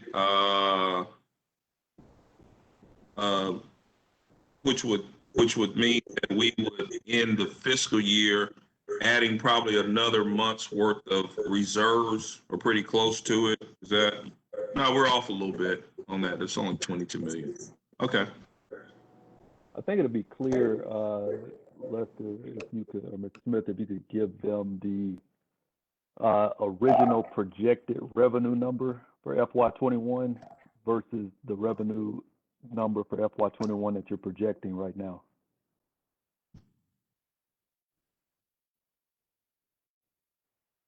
So the original revenue number that we projected for 2021 was 416 million. Okay. Difference is the composition of that 416. When we presented the 416 back at the beginning of this year, that 416 was comprised of two components. 390 was actual revenue. The other 26 was general reserve dollars. Okay, so the two of those together, the 390 plus the 26, is what equated $416 million. What I'm saying right now is that now when you look at that projected revenue of 416, there's only 3 million coming from general reserves, not the 26. So we're projecting 412-ish million in revenue. But probably about 400. If we're doing 3 million, yeah, about somewhere around 413. Yeah. Yes. 2.5 out of still, you want to take it out of the fund balance, or you want to still go to the Birmingham fund, Mr. Mayor, on the other item? I think the other item, because it's an emergency, let's just say the budget was what it was, we would still probably do the emergency. So I think if I understand Lester correct, and he'll correct me if I'm wrong, based on all their calculations, that the 2 holidays come out of general reserve, and that what's needed for the HR compensation comes out of the rainy day. Mr. Smith, do I have that correct?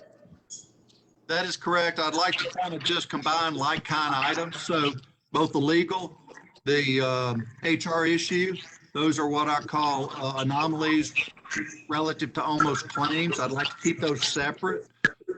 And then the 2 holidays could just come out of the general fund.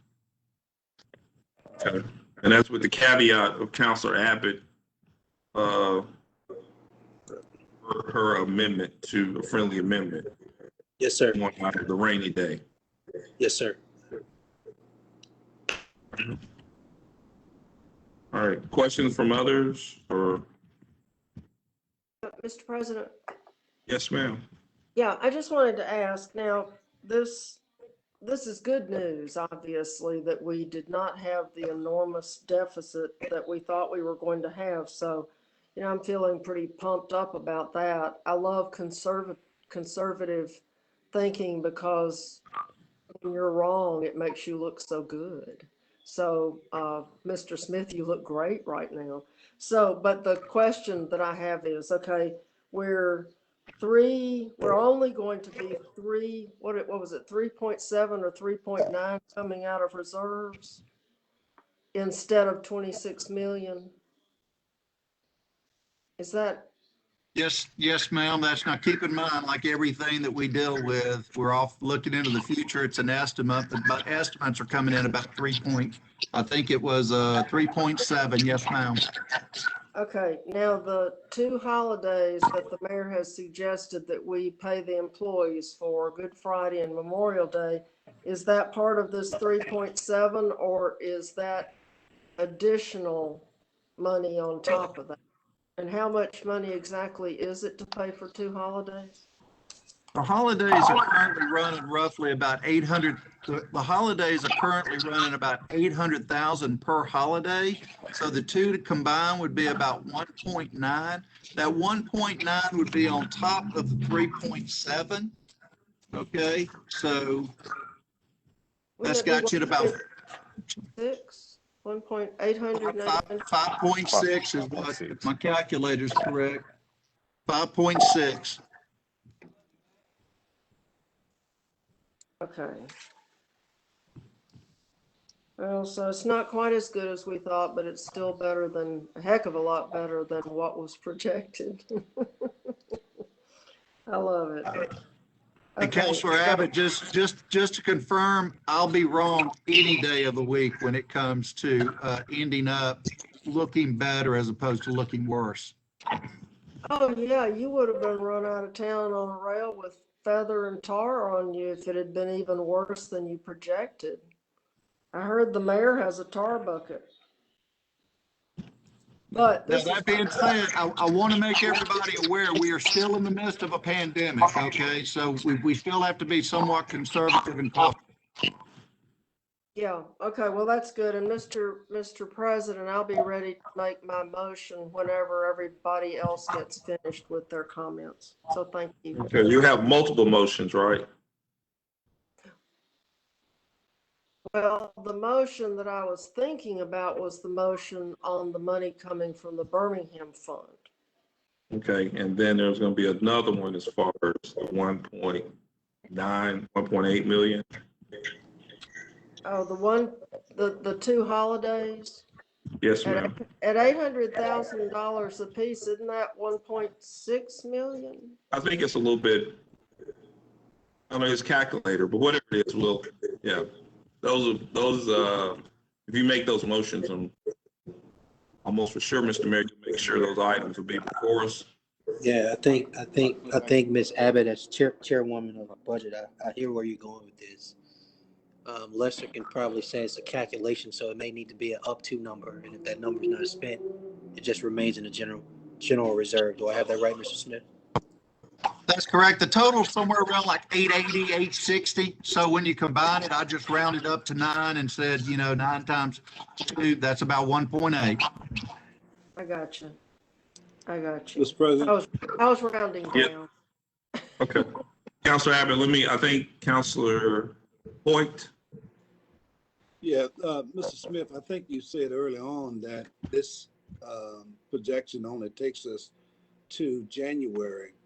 And so we've not realized February and March even.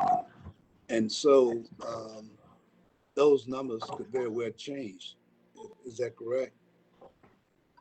So, yes, sir, Councilor Hoyt, the numbers that were presented, I presented the year-to-date going through January 31st, and then I presented a forecast going from February to June. So what I've tried to give you is a forecast of where we think we're going to end June 30th. Okay. Thank you. And our business license for, when will you know those, Mr. Lester? Or do you already know? We're not to the end yet. I get updates weekly. So if you think about it, we're still getting in some revenue. As I showed you earlier, we were trending about $3.5 million behind, but that's still best. Keep in mind, we're down maybe about anywhere from 2 to 4%. But when we budgeted business licenses, we had no idea because that revenue came in before the pandemic last year. So we applied 20% reduction to that. And at this point in time, that's not what we're seeing. Okay. All right. Okay. There are other questions, comments? Just one comment. So, to Councilor Hoyt's point, these numbers don't account for the most recent stimulus payments that have gone out or the additional monies that are coming from the ARP to municipalities, counties, state, so forth. No, sir. So my point is, my point is that the numbers could be significantly better than even what we're anticipating in your projections. So your point is right, Dr. O'Quinn. This is a good point. This is a good point to make, and I'm going to let Lester drive this point after I make this comment. You all, it's going to be extremely important that we separate ARP from our budget, no different than when we were in hard times and didn't have money. We separated not knowing if money was coming. Even now knowing money is coming, it's extremely important that those are two separate accounts, that how we budget based on what our local economy solves for. And then we can talk about ARP. Even if we talk about them at the same time, they're not in the same lane, if that makes sense. So they're both moving our resources forward and executing on what we need to on behalf of our employees in our neighborhoods. But at the exact same time, we're not going to commingle funds, if that makes sense. Lester, you want to clean up my language, or Chaz, you want to clean up my language for me? Well, I think, yes, sir, what I would add to that is we want to make sure we delineate between our budget, right, which is an ongoing thing from these one-time items, like ARP. Think about it, it was the same situation as occurred with COVID when we were looking at stimulus coming from COVID-19. We tracked all those dollars separate because what we didn't want to do is, so to speak, taint the picture of what was actually happening in our budget. So I'm fine having the conversation as it relates to ARP, but I want that conversation to be outside of our budget conversation.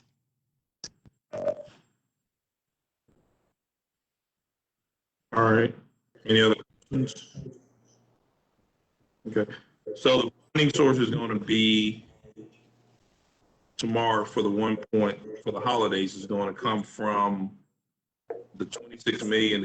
It's still in fund balance. We have a fund balance of what? If we were, so what should we end our fund balance in?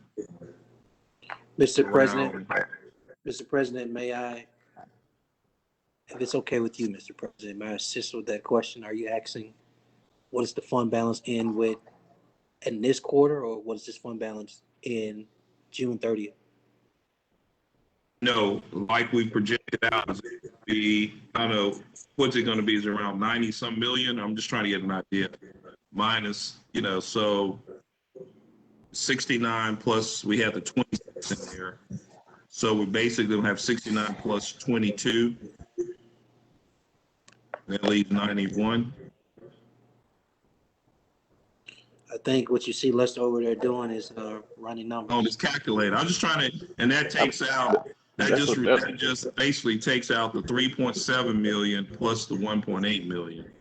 Chad, so we just have a number. Just so we have a number.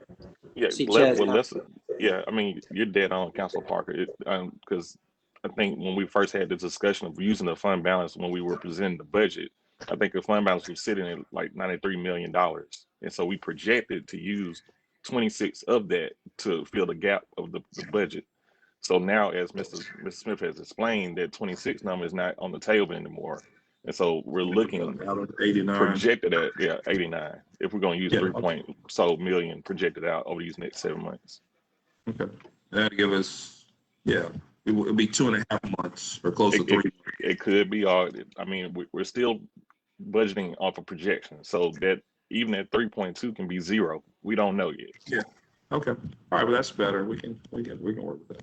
All right. Anybody else have any other questions before Councilor Abbott makes her motions? Okay. Councilor Abbott.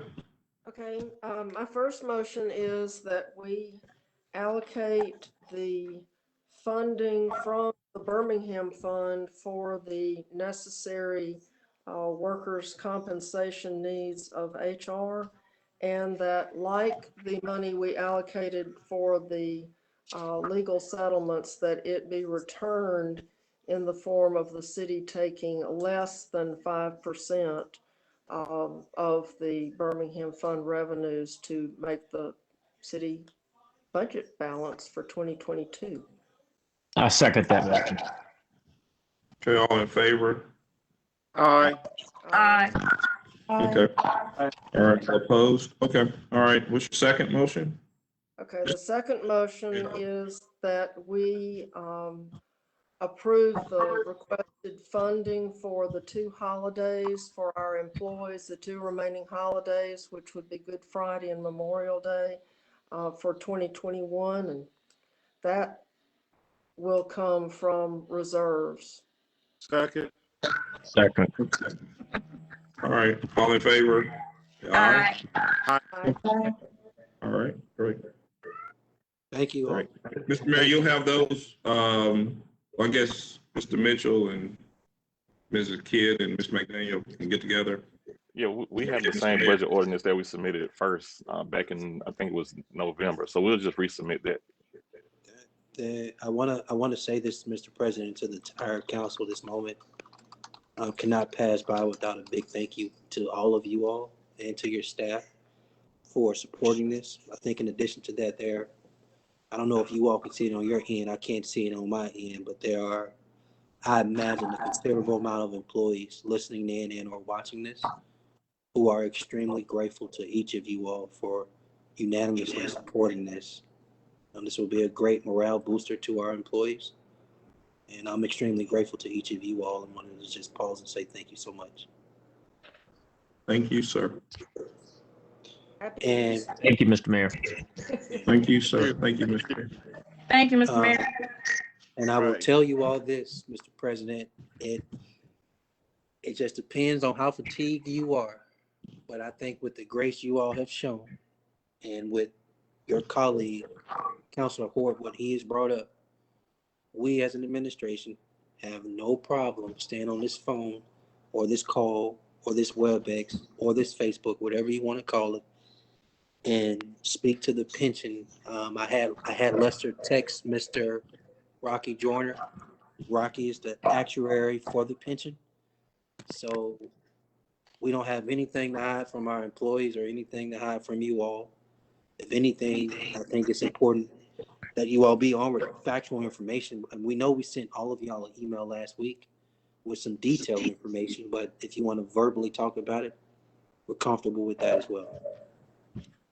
We could, or could we do it tomorrow if we put an item to, some kind of item on the agenda tomorrow, which would then allow us to talk through it? Or what's the pleasure of the, I mean, I don't know, I'm just. Mr. Whatever the President? pleasure of the body, sir. Yes, ma'am. Yeah, it strikes me that there would probably be more people on board for a city council meeting than there would be for a committee of the whole meeting. And we certainly want the word to get out about what the truth is about the pension proposal, because I have heard some really wild, allegations. And, we need to make sure as many people hear accurate information as possible. So if we could do it tomorrow at the council meeting, it just strikes me that that would be a more widely observed meeting. Okay. And Mr. maybe, President. Mr. Mayor, hold on. Here's what we're gonna do. I'm gonna let you speak, but then we'll do it in the morning. And we'll just have to item on the agenda, which will give us the opportunity to have receive an update or have a discussion around it. And it might be just a status update on House Bill such and such resolution. We'll figure out the wording to be able to have it on the agenda, make it where it's a virtual, and then go into the presentations. Mr. President? Yes, sir. Yeah, well, I want to commend the mayor for his willingness to explain, or at least have the actuarian to explain the details of this bill, which I think is important. And for public consumption, I just think that we all are getting individual calls from persons, and I want to be able to articulate, what the bill entails. But I don't want to be on some place and I can't speak to it because I don't know anything about it.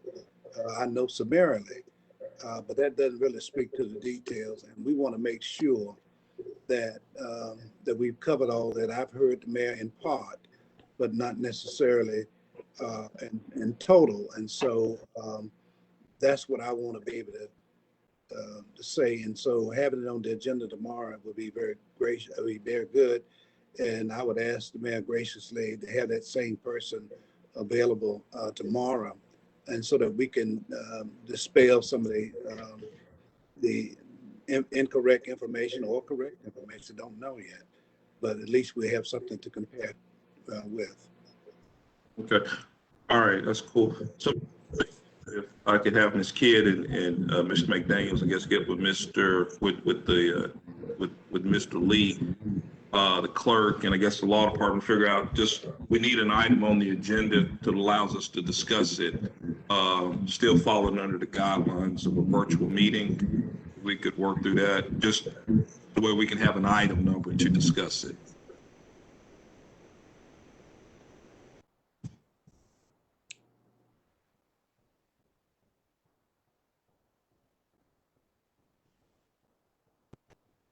an addendum as we do everything else, Mr. President. No, I know that. I just want to make sure that, you know, I want Attorney King looking at us crazy tomorrow. So that's what I was trying to make sure.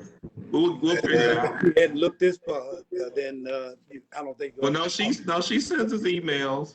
All right, we'll figure that out in the morning. Okay, is there anyone else we're gonna?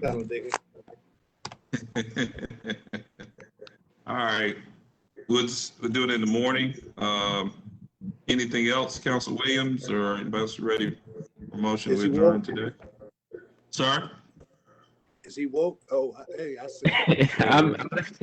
I'm here, Mr. Boyd. All right. Look forward to seeing y'all all tomorrow. Mr. Hoyt, just so you can prepare, we have 2 liquor licenses on tomorrow's agenda. I've And already with a motion to adjourn. We're gonna put it all on consent now. All right, second. All right, all in favor? All in favor? We'll see. Thank you all.